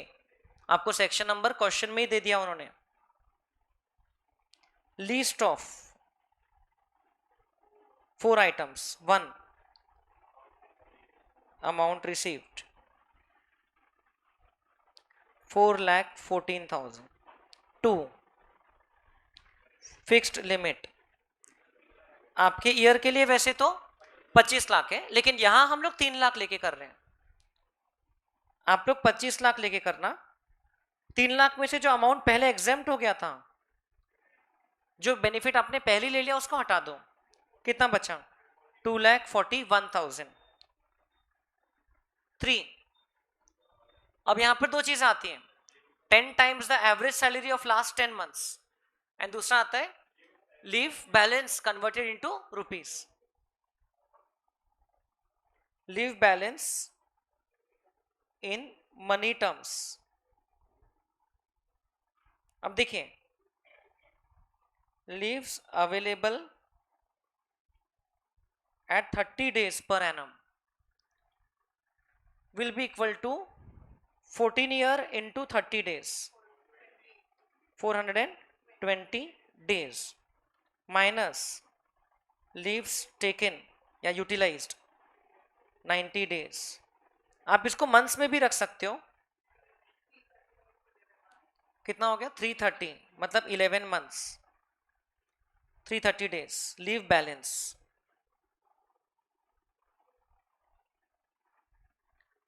और मैं यहां पर नीचे लिख रहा हूं average salary for this purpose, average salary of last 10 months। देखिए 22,600 हम लोग 10 months के लेना है हमको, हम लोग लेंगे 5 महीनों के लिए, करेक्ट। एंड 22,900 5 महीनों के लिए, क्योंकि भले ही आपको सैलरी कहां से दिए, फेब्रुवरी से दिए, बट हमको 10 months लेना है, मतलब मार्च से लेना है। So average salary of 10 months will be 22,600 into 5, March to June या जुलाई, मार्च टू जुलाई, मार्च अप्रैल मई जून जुलाई, प्लस 22,900 5 महीनों के लिए, divide by total 10 months, 22,750। It will be simple average of this two, है ना, क्योंकि दोनों का वेटेज 5 का ही है। सो इसका मनी वैल्यू हो जाता है 330 days into monthly salary upon 30। बोलिए कितना हो जाता है?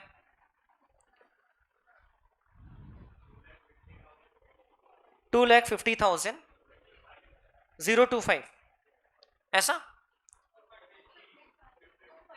250 अच्छा 2,50,000 250 आ रहे। एंड नेक्स्ट है 10 times the average salary of last 10 months, 10 into 22,750, ये कितना आ रहा है? 2,27,500। तो अब जो फाइनल आंसर है वो आपके ईयर में भी फिर सेम ही आएगा, क्योंकि आप लोग क्या करोगे, 25 लाख माइनस ये, तो ये बड़ा ही आएगा, और लिस्ट ऑफ द अबव तो आपके ईयर में भी यही आ रहा है। Final answer is not going to change, बस यहां पर ये थोड़ा सा 24,41 हो जाएगा। तो therefore how much is exempt? 2,27,000 500 is exempt. Therefore, how much is taxable? Minus करके बताइए. 1,86,500. सो हम लोग बोलेंगे taxable portion of leave encashment is 1,86,500. Data हमको कंप्लीटली दिया था. हम लोग लीव्स अवेलेबल 30 के हिसाब से ले रहे हैं, भले ही क्वेश्चन में उन्होंने 45 के हिसाब से क्रेडिट किया है. ऐसा करना है. 186,500 will be the taxable portion.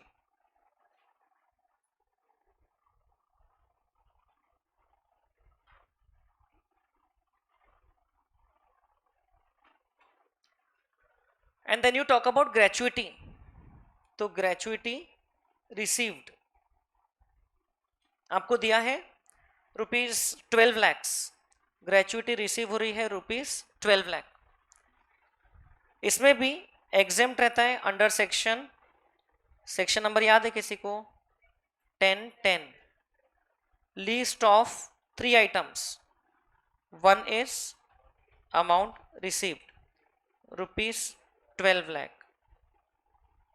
Second is fixed limit 20 lakhs. And because the employee is not covered by Payment of Gratuity Act, as per formula 1/2 into average salary into number of completed years. यहां पर हम लोग part in excess of 6 months को count नहीं करते हैं, not covered है. Average salary हम लोग ने बस निकाला ही है, यहां पर सेम चलेगा 22,750 and number of completed years is 14 months. बोलिए 31,000 कैसे? 1,59,250 इंटू 14 करना है बेटा. जमा क्या आपको? तो least of the 3 is 1,59,250. Speed exam में, नहीं तो फुल पेपर सॉल्व नहीं होगा. देख रहे हो? तो आपको अगर मेरी क्लास टेस्ट लेंदी लग रही है तो वो नॉर्मल है. मेन एग्जाम का पेपर भी है, तो सिर्फ इनकम टैक्स के क्वेश्चन 3 तक पहुंचे अपन. कितना कुछ बचा है. So taxable portion of gratuity is 10,40,750.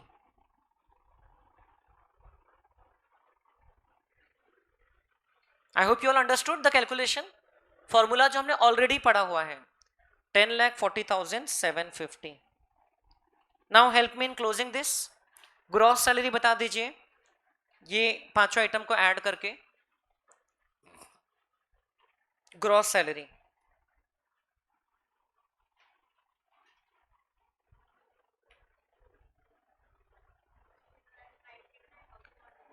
16,150. उसमें से 50,000 कम कर लिया तो 16,42,150. उसमें 60,000 ऐड कर लिया 17,02,150. देख लो और कोई डिडक्शंस नहीं है. That's it. This is the final thing. मतलब मेन सैलरी हेड पे ही पूछा है उन्होंने. ये पूरी बातें हम लोग सैलरी चैप्टर में पढ़ चुके हैं. नेक्स्ट ईयर से मेरी बुक में आ जाएगा ये क्वेश्चन, क्लास में करेंगे. इस बार अपन लोग पेपर कर रहे हैं. ठीक है. आपका कुछ लिखना रह गया होगा तो I will be sending this whole answer sheet, तो आप लोग बाद में इसको लिख सकते हो. लेकिन अच्छी प्रैक्टिस हो रही है आपकी तो एग्जाम के लिए. Next, from the following calculate the taxable amount under the proper head of income for the financial year 22-23 of Mr. L, who is resident and 56 years old. Reason should form part of your answer. Dividend of ₹50,000 received in April 2022. वैसे normally dividend is taxable as income from other source. But आगे लिखा है the dividend was declared by the company LMN Limited at its annual general meeting held in October 2021. It was declared in the earlier year. So question is, when will it be taxed? Because it was declared in the annual general meeting means it is final dividend. ठीक है. And आपकी किताब में है, देखिए chapter number 8 page number 8.5 पे नीचे लिखा है when would the dividend income B taxed, तो कब टैक्स होगा? देखो मतलब कोई भी छोटी सी पॉइंट को भी नहीं छोड़ सकते। इसमें लिखा है dividend declared by a company और डिस्ट्रीब्यूटेड और paid by it shall be deemed to be the income of the previous year in which it is so declared, distributed or paid as the case may be। मतलब अगर declare ही पहले हो चुका है और फिर इंटरिम डिविडेंड के बारे में दिया, फाइनल डिविडेंड के बारे में ये प्रोविजन अप्लाई होता है। अगर डिक्लेयर ही पहले हो चुका है तो वो डिक्लेयर वाले ईयर में ही टैक्स हो चुका है। सो आपको लिखना पड़ेगा it is taxable as income from other sources. आप लिखो पहले तो not taxable in the previous year 22-23 as it must have been already taxed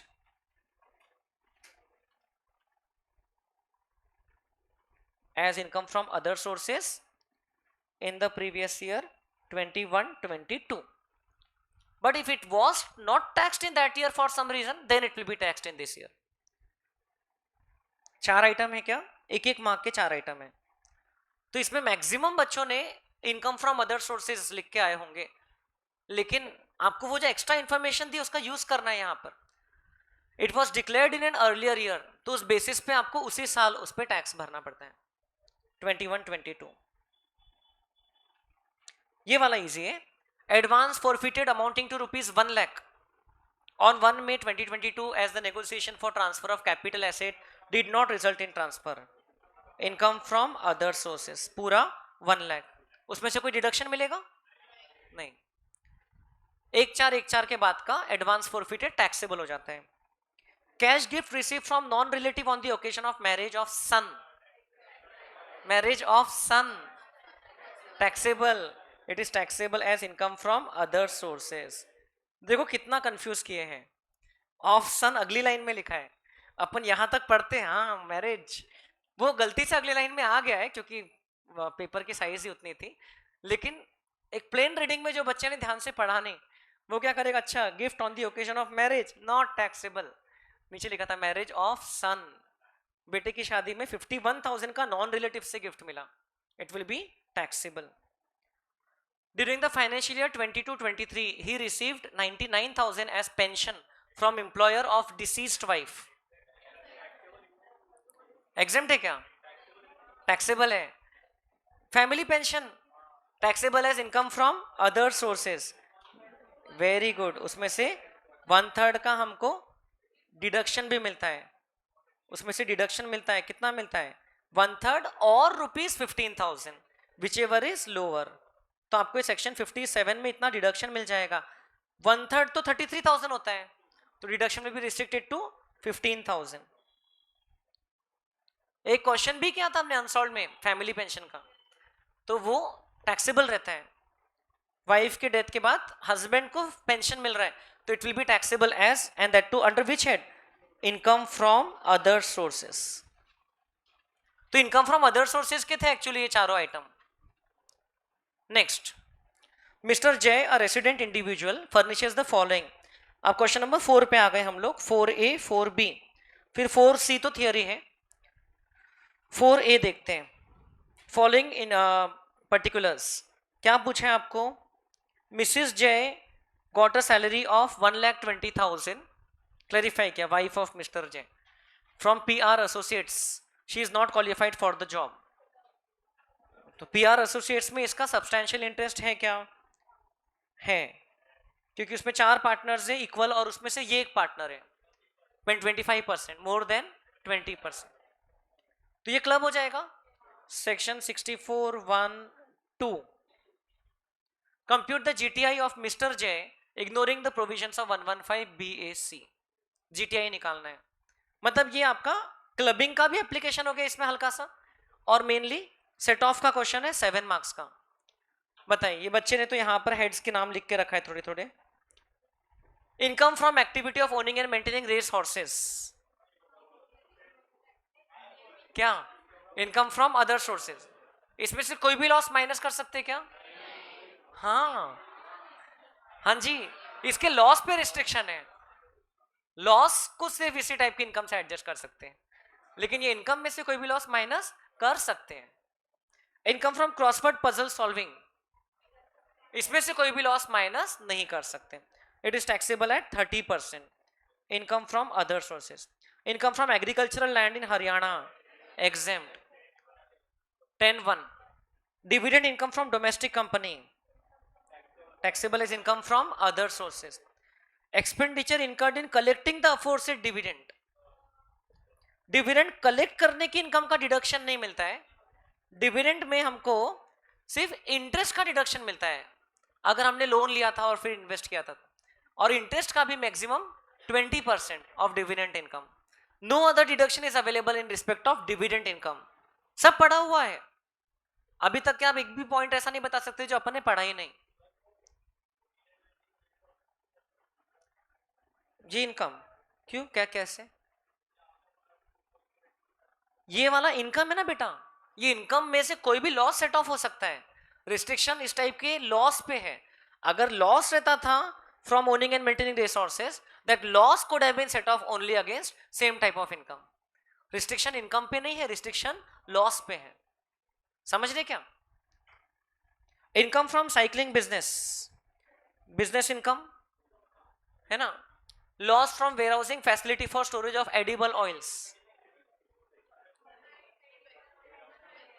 35 AD में वेयर हाउसिंग है, लेकिन एग्रीकल्चरल प्रोड्यूस का है या तो फिर शुगर का है. एडिबल ऑयल का स्पेसिफिकली नहीं है. 35 AD का मेंशन भी नहीं. ये लॉस है बेटा, इसको आप इसके साथ में सेट ऑफ कर सकते हो. Business loss can be set off against first against business income. अभी पढ़े recently. Share of loss from PR associates in which is a partner, ये एग्जेम्प्ट सोर्स है. एग्जेम्प्ट सोर्स से अगर इनकम एग्जेम्प्ट होती है सेक्शन 10(2) है, तो लॉस का भी सेट ऑफ कहीं अवेलेबल नहीं होता है. Following items have been brought forward from the assessment year 2021. Brought forward loss from house property, ये आगे भी कैरी फॉरवर्ड होगा क्योंकि house property loss could be set off only against house property income, जो कि है नहीं. Loss from the activity of owning and maintaining resources, ये आ गया आपका favourite item. This will be available for set off against owning and maintaining resources. इसको इसके अगेंस्ट में ही कर सकते हैं सेट ऑफ. फिर भी वो 3000 बच जाएगा. लॉस फ्रॉम गैम्बलिंग होता ही नहीं है, होता ही नहीं ना लॉस फ्रॉम गैम्बलिंग, क्योंकि गैम्बलिंग में आपको कोई डिडक्शंस अलाउड ही नहीं. अनएब्जॉर्ब डेप्रिसिएशन, इसको आप एडजस्ट कर सकते हो against any income other than salaries, obviously not from crossword puzzles. तो इसको आप PGBP इनकम से एडजस्ट कर लो. इसमें 50,000 बच रहा है ना.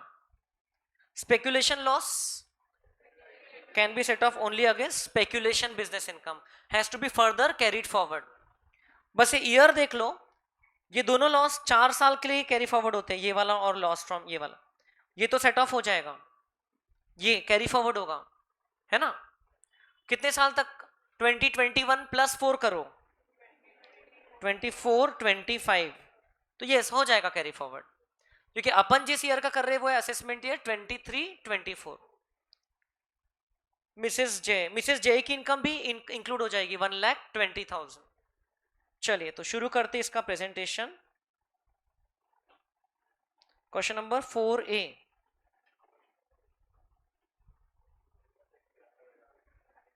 हेड वाइज चलेंगे हम लोग. जो इनकम दिए पहले उसको लेंगे, फिर आपको तो पता ही इस टाइप के क्वेश्चन में नोट्स लिखना है जम के. सबसे पहले income from salaries. Income from salaries, उसमें सैलरी इनकम ऑफ वाइफ.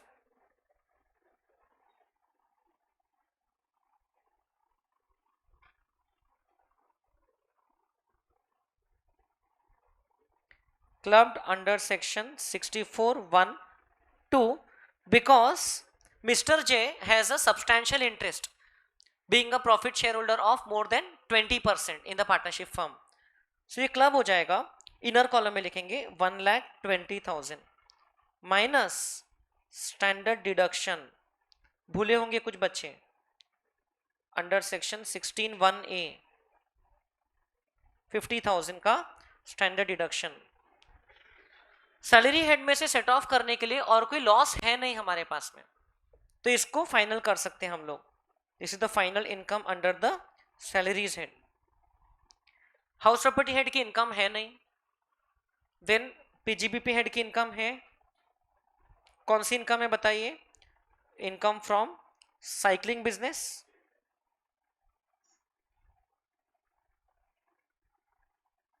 बोले कितनी? Income from cycling business 1,50,000, inner column में लिखेंगे। इसमें से हम लोग एडजस्ट करेंगे loss from warehousing facility,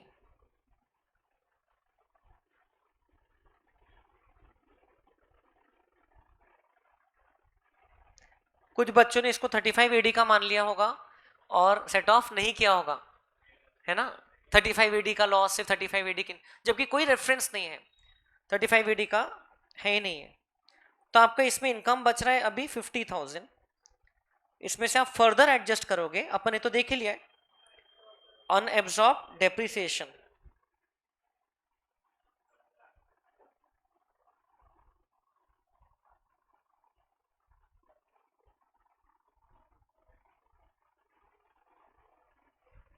you cannot adjust loss from partnership firm, वो एलिजिबल नहीं है।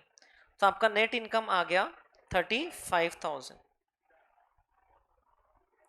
कैपिटल गेन हेड का कुछ भी नहीं दिया है अपने को, कुछ भी नहीं है ना।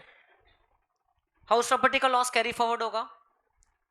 अब क्या बचा? Income from other sources, income from activity of owning and maintaining resources,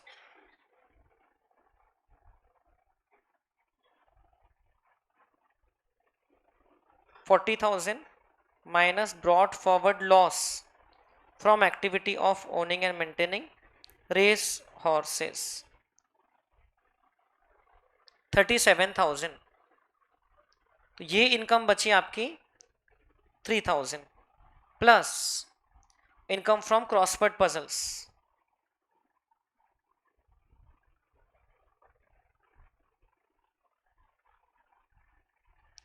ये ₹30,000।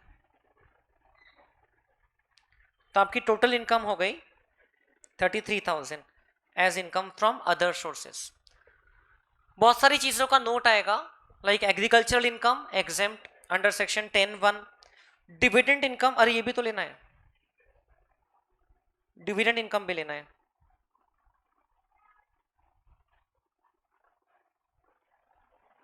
पूरा लेंगे ना, कितना है? 15,000। Dividend income, no deduction is available of collection charges, only interest would have been allowed as a deduction up to 20%। बोलो कितना हो जाता है? 48,000। देन तीसरा नोट आएगा, loss from partnership firm not allowed for set off as it is from an exempt source। loss from gambling not eligible as deduction is not allowed from gambling incomes। brought forward loss from house property can be set off only against house property income, ठीक है? Owning and maintaining हो गया, unabsorbed हो गया। Speculation loss cannot be set off against normal business incomes, है ना, to be carried forward up to one more assessment year, ठीक है? आपको वैसे सिर्फ इनकम पूछा है, लेकिन आपको वो losses to be carried forward का भी नोट जरूर लिखना है, क्योंकि 7 मार्क्स का क्वेश्चन है बस। जीटीआई 1,53,000, समझा ना आपको? तो दिस इज नॉट सफिशिएंट, ये 3 मार्क के लिए है, 3-4 मार्क के लिए, बाकी 3-4 नोट्स मिनिमम, जो पॉइंट्स हम लोग ने जिसका रेफरेंस ही नहीं लिया वो आएगी। बोलिए मजा आ रहा है क्या? है ना? अभी से पढ़ाई के मजे ले लो, एग्जाम के नजदीक जाके लगता है कि काश पहले पढ़ लिए होते। नेक्स्ट क्वेश्चन 3 मार्क का मात्र। Mister Suraj, an Indian citizen, gives the following details of his income and expenses: income from profession, winning from lottery, contribution to ULIP 1971 plan for spouse। contribution to ULIP कौन से section में deduction मिलता है इसका? Very good, 80C, very good. इसका deduction मिलता है section 80C में। ULIP is basically unit linked insurance policy, spouse के नाम पे कर सकते हैं। हम लोग ने देखा था कुछ जगह से मैंने एरो बनाया था। Check donation to national defence fund, donation to national defence fund 80 G, उसमें भी कौन सी कैटेगरी वाला है? 100% वाला, विदाउट एनी क्वालिफाइंग लिमिट। अब देखो ये आइटम अपने जो क्लास में जो मैंने 5-6 फंड्स के नाम लिखे थे उसमें नहीं था, लेकिन अपनी इस लिस्ट में है। National defence fund, page number 11.12, national defence fund, इसमें आपको मिलना चाहिए।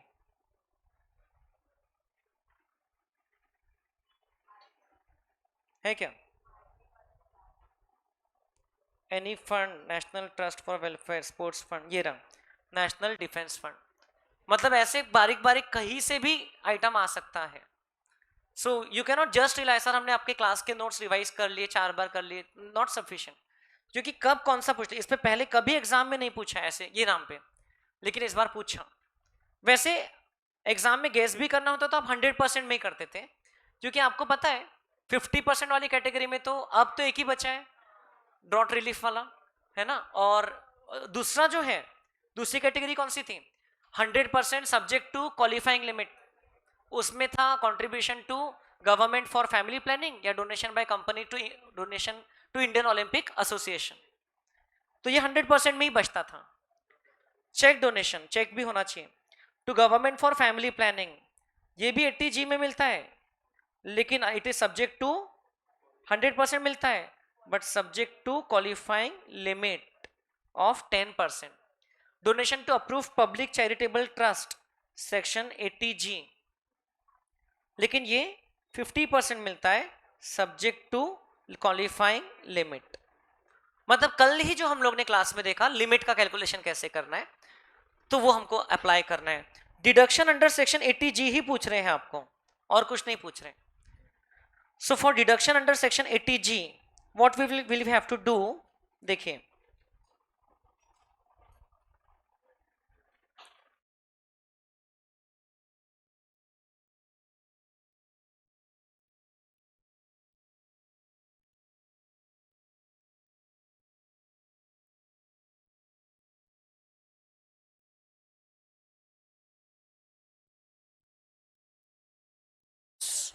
रोज ये टाइम पे इसकी बैटरी खत्म हो रही है, पहले सर के लेक्चर में होती थी ना, आजकल वो बैटरी की लाइफ थोड़ी कम हो गई लगता है। Okay,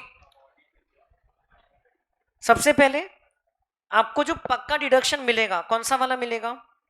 donation to national defence fund,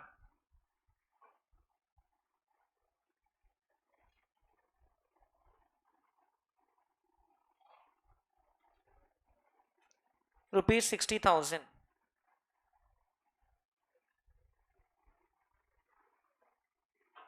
100% deduction मिल जाएगा आपको। Then donation to government for family planning,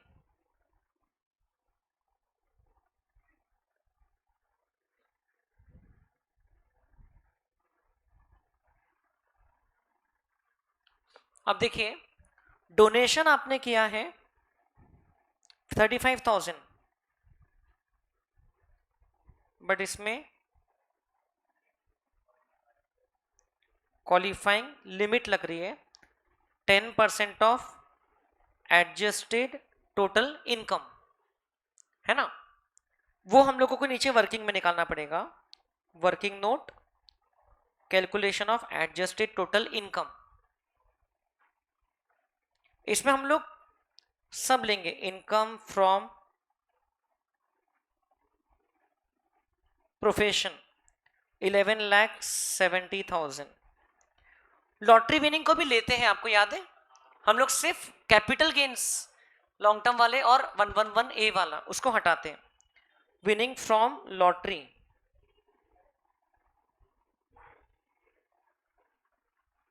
इससे आपको मिला GTI 12,40,000 minus deduction under all section other than 80G, deduction under section 80C कितना? ₹70,000।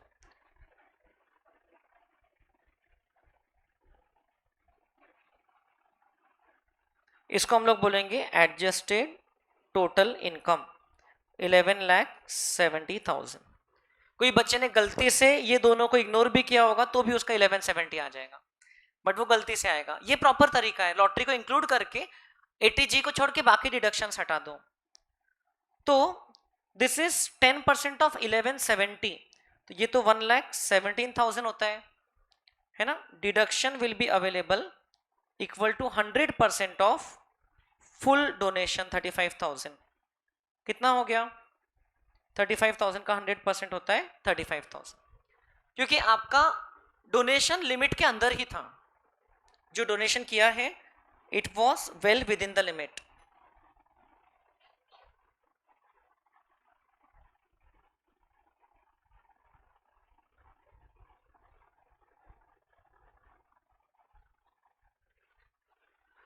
देन लास्ट जो है donation to approved charitable institution, donation made is 1,20,000, but again qualifying limit. अब इसमें जो limit लगेगी इट विल बी 1,17,000 माइनस, ऊपर अपन ने उसमें से कुछ यूज कर लिया है, 35,000 माइनस कीजिए, कितना बचा? 82,000।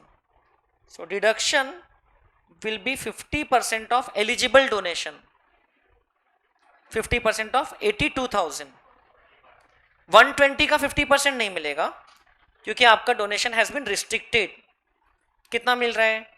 41,000। सो देयरफॉर आपको टोटल डिडक्शन कितना मिल रहा है?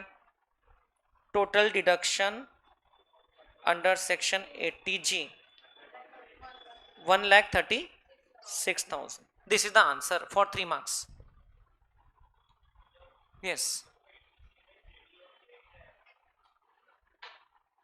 अच्छा, जीवन धारा जीवन अक्षय स्कीम 80C में जो है वो लाइफ इंश्योरेंस कॉर्पोरेशन की जीवन धारा या जीवन अक्षय स्कीम है। बोलिए समझा आपको कैसे करना है? आपकी क्वालिफाइंग लिमिट पहले आप 100% यूज करना चाहोगे ना, उसके बाद आप 50% यूज करोगे। 4B done. Then 4C, explain the provisions of TCS for overseas remittance by authorized dealer. Also enumerate the rate of tax to be collected and amount on which no tax is to be collected. तो ये आपका TCS वाला portion है, आपकी किताब में आपको मिल जाएगा। अब लेटेस्ट जो अपनी किताब है उसमें यदि अपन देखेंगे TCS आपका 15th चैप्टर है, लास्ट चैप्टर आपकी 3rd मॉड्यूल में आपको मिलेगा, पेज नंबर 15.38 पे नीचे टीसीएस ऑन ओवरसीज रेमिटेंस। और इसमें जो रेट इन लोगों ने एग्जाम में लिखा होगा उसके बाद और अमेंडमेंट आ गए 1 जुलाई 2023 से, एंड फिर कुछ अमेंडमेंट्स 1 अक्टूबर से इंप्लीमेंट हुए। तो ये वाले रेट लिखना था ओवरसीज रेमिटेंस के। एजुकेशन पर्पस के लिए 7 लाख तक नील, उसके ऊपर 0.5% टीसीएस का रेट। मेडिकल ट्रीटमेंट या एजुकेशन के लिए 7 लाख तक नील, उसके ऊपर 5%, एंड अदर पर्पसेस के लिए भी ये लिखना था बस। ये यहां तक नंबर 3 तक के 5 मार्क्स का क्वेश्चन। टीसीएस के रेट पूछ लिया। कुछ बच्चे चैप्टर ही छोड़ के जाते हैं तो फिर ठीक है, ऑप्शन में दूसरा मिल गया उनको क्वेश्चन, लेकिन ये भी बच्चों ने छोड़ा होगा क्योंकि ये भी देखो आपके चैप्टर नंबर 13 जो है रिटर्न ऑफ इनकम, उसके अपेंडिक्स में दिया है पेज नंबर 13.24। तो अपन सोचते हैं अपेंडिक्स है मतलब एडिशनल होगा, दिया है क्योंकि वो आईसीआई की बुक में भी है। तो ये देखो इसके बारे में पूछा आपको, टैक्स रिटर्न प्रिपेयर स्कीम। कभी इस पे एग्जाम में क्वेश्चन नहीं आया पास्ट में, लेकिन अभी आ गया। तो ऐसा हो सकता है, you can not just mark कि भाई ये प्रोविजन बिल्कुल इंपॉर्टेंट नहीं है, ये मोस्ट इंपॉर्टेंट है। ओके, आपको पूछ सकते हैं टैक्स रिटर्न प्रिपेयर के बारे में। आपको ऐसे क्वेश्चंस आए हैं पहले, है ना, टीआरपी के बारे में बताइए, स्कीम के बारे में एक्सप्लेन करो, ये आए हैं पहले। लेकिन यहाँ लिखा था कि see the appendix at the end of the chapter, तो उसमें लिखा है। आई एम प्रीटी श्योर कई बच्चों ने छोड़ा होगा, बट किताब में है। मैं आपको सिर्फ ये बता रहा हूँ कि जो कंप्लीट स्टडी करेगा उसको तो पूरा सब कुछ मिलेगा। और फिर एक टीडीएस का हम लोग ने क्वेश्चन जो अभी नहीं किया था वो कर लेते डिस्कस। बाकी इसके बाद जीएसटी है। जीएसटी में आप पेपर में ऑब्जर्व करोगे थोड़ी थियोरी का वेटेज ज्यादा रहता है, तो उसमें थियोरी को भी अच्छे से करना है। सीधा 5-5 मार्क के क्वेश्चन आते हैं। टीडीएस के भी आपको यहाँ पर टोटल 3 क्वेश्चन से 3 मार्क, 1 मार्क, 3 मार्क ऐसे। तो मैं थोड़ा 5 मिनट में क्विकली इसके बारे में बता दे रहा हूँ। तीनों क्वेश्चन इजी है। टैक्स डिडक्शन का आपको पूछ रहे हैं, लाइबिलिटी आ रही है क्या। XYZ a resident partnership firm is in retail business buying fabric material regularly from another resident proprietorship firm. Details of transactions are given. Advance payment on 1st April, payment for supplies and advance payment. तो इतने अलग अलग time पे payments किया है। XYZ achieved gross turnover of 12 crore in the last previous year and gross business turnover for financial year 22-23 turns out to be 9 crores. इस साल का 9 करोड़ है, उससे फर्क नहीं पड़ता है। पिछले साल का अगर टर्नओवर 10 करोड़ से ज्यादा था तो एप्लीकेबल होता है सेक्शन 194Q। अगेन ये रिलेटिवली न्यू सेक्शन है, जो कि आप जब 50 लाख के ऊपर का टोटल परचेस करते हो तो आपको सामने वाले का टैक्स डिडक्ट करना पड़ता है, प्रोवाइडेड आपका टर्नओवर कितना था पिछले साल, मोर देन 10 करोड़, एंड आपके सप्लायर का टर्नओवर भले ही 10 करोड़ से कम है तो फर्क नहीं पड़ता है, आपको टैक्स डिडक्ट करना है उसका। एंड ये कब डिडक्ट करना है, ये डिडक्ट करना है only after crossing the limit of 50 lakhs. तो पहले 40 लैक्स पे कुछ भी टैक्स डिडक्ट नहीं करना है, उसके बाद ये 20 लैक्स में से 10 लाख तक कुछ नहीं करना है, ऊपर के 10 लाख पे उस पे जो एप्लीकेबल रेट है विच इज 0.1%, एंड ये 12 लाख पे भी 0.1%, इतना आपको टैक्स डिडक्ट करना है। कितना होता है 0.1%, 2000 होता है क्या, 0.1%, 10 लाख का 1000 और 12 लाख का 1200, इतना टीडीएस आपको डिडक्ट करना है। ओके बस 2200 अंडर सेक्शन 194Q। ये देखिए आपको किताब में टीडीएस के चैप्टर में मिल जाएगा ये सेक्शन 194Q। यानी काफी इंपॉर्टेंट है, मैं बोलता हूं कि खासकर जो लेटेस्ट इंसर्ट हुए हैं वो तो अपने को अच्छे से आना ही चाहिए। P के बाद में Q, ये देखो पे नंबर 24 क्लास में भी आपको करवाऊंगा। 50 लैक्स के ऊपर जाता है तो okay at the time of credit और at the time of payment whichever is earlier. 50 lakh के ऊपर गया तो 0.1% से टैक्स डिडक्ट करना है। अगर आपका टर्नओवर पिछले फाइनेंशियल ईयर में 10 करोड़ के ऊपर जाता है तो ये 3 मार्क्स का आपका इसमें कवर हो जाएगा। देन 1 मार्क का एक और क्वेश्चन पूछा है, अच्छा और एक पूछा है, will your answer B same if the gross turnover of XYZ during 21-22 includes 4 crore towards supply of material for charitable purposes. तो ऐसा कहीं लिखा नहीं है कि चैरिटेबल पर्पस के लिए अगर आपने मटेरियल इश्यू किया तो टर्नओवर से एक्सक्लूड करेंगे, तो अब हम बोलेंगे yes answer will remain the same, TDS liability shall be attracted. फिर पार्ट टाइम डायरेक्टर को पेमेंट किया है amount of 2,49,000 as commission on sales which was not in the nature of salary. अगर डायरेक्टर को नॉन सैलरी वाला payment करते हैं तो उसका टैक्स कटता है at the rate of 10%। Okay under section 194J, section 194J। And ये सब आपको इंडिविजुअल सेक्शंस भी मिल जाएगा, एंड आपको एक टीडीएस का चार्ट भी दिख रहा होगा आपकी किताब के लास्ट में। वो चार्ट तो मैंडेटरी है रिवाइज करने के लिए। ये देखिए इसमें सेक्शन 194J मिलेगा आपको। ये डायरेक्टर फी में 10%, उसमें तो कोई थ्रेशोल्ड लिमिट भी नहीं है ना, उसमें आपको 10% के रेट से टैक्स डिडक्ट करना है। ओके प्रोवाइडेड वो सैलरी हेड में डिडक्ट नहीं हो रहा है, तो लिखा है ये नॉट फॉर सैलरी। और उसी चार्ट में 194Q भी मिल जाएगा आपको, जो अभी बताया परचेस ऑफ गुड्स। ये चार्ट भी अगर पढ़ के गए तो एटलीस्ट आपका रिवाइज हो जाता है, यही तो एप्लीकेबल था। Then Mister Kumar a resident senior citizen aged 86 years is a retired state government employee. He gets a pension of 72,000 per month. अब ऐसे लोगों के लिए ना ये सेक्शन आए हैं 194P, स्पेसिफाइड सीनियर सिटीजन 75 के ऊपर की एज है, उनको स्पेसिफाइड बैंक से अगर इंटरेस्ट मिलती है और उसी बैंक में उनकी पेंशन इनकम जमा होती है तो बैंक को उनका टैक्स डिडक्ट करना पड़ता है और उनको रिटर्न ऑफ इनकम फाइल नहीं करना पड़ता है। And this question you will find very similar to one of the solved questions in the book, section 194P, page number 15.23 देखिए आप, बिल्कुल उसके ही जैसा क्वेश्चन लगेगा आपको ये, क्वेश्चन नंबर 11। पेज नंबर 15.23 मिला क्या? ये जो क्वेश्चन है मिस्टर शर्मा वाला, ये क्वेश्चन के जैसा ही है ये जो क्वेश्चन अभी यहाँ 3 मार्क के लिए पूछे हैं। He has his saving account with Bank of Baroda, bank notified by the central government under section 194P, लिख भी दिया section number, has received the interest on saving account 15,000. Pension is also credited in this account. In the same bank, he has deposited rupees 10 lakh in a term deposit at 7% simple interest. He has no other income. He has not opted for 115 BSc. Requirement of filing return. Not required to file return of income. क्योंकि उनकी as 75 के ऊपर है and bank ही उनका tax deduct करने के लिए liable है। कितना? तो बैंक को उनका इनकम कैलकुलेट करना पड़ेगा। बैंक को उनका इनकम कैलकुलेट करना पड़ेगा 72,000 इंटू 12। बताइए कितना होता है? 72,000 इंटू 12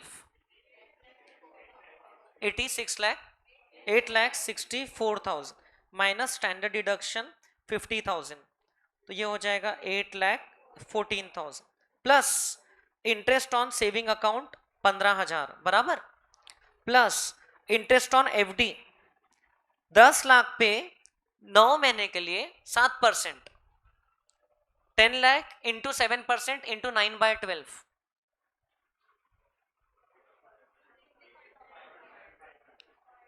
52,500। ठीक है, ये सब उनको सेम बैंक में मिल रहा है, पेंशन तो उसी बैंक में मिल रहा है और इंटरेस्ट दोनों सेविंग अकाउंट का और एफडी का बैंक ही क्रेडिट कर रही है। अब इसका टोटल कितना हो जाता है बताइए? 8,81,500।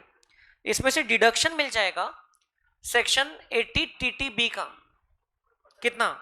अप टू 50,000, तो इनका टैक्स इनकम हो जाएगा 8,31,500। This will be the total income.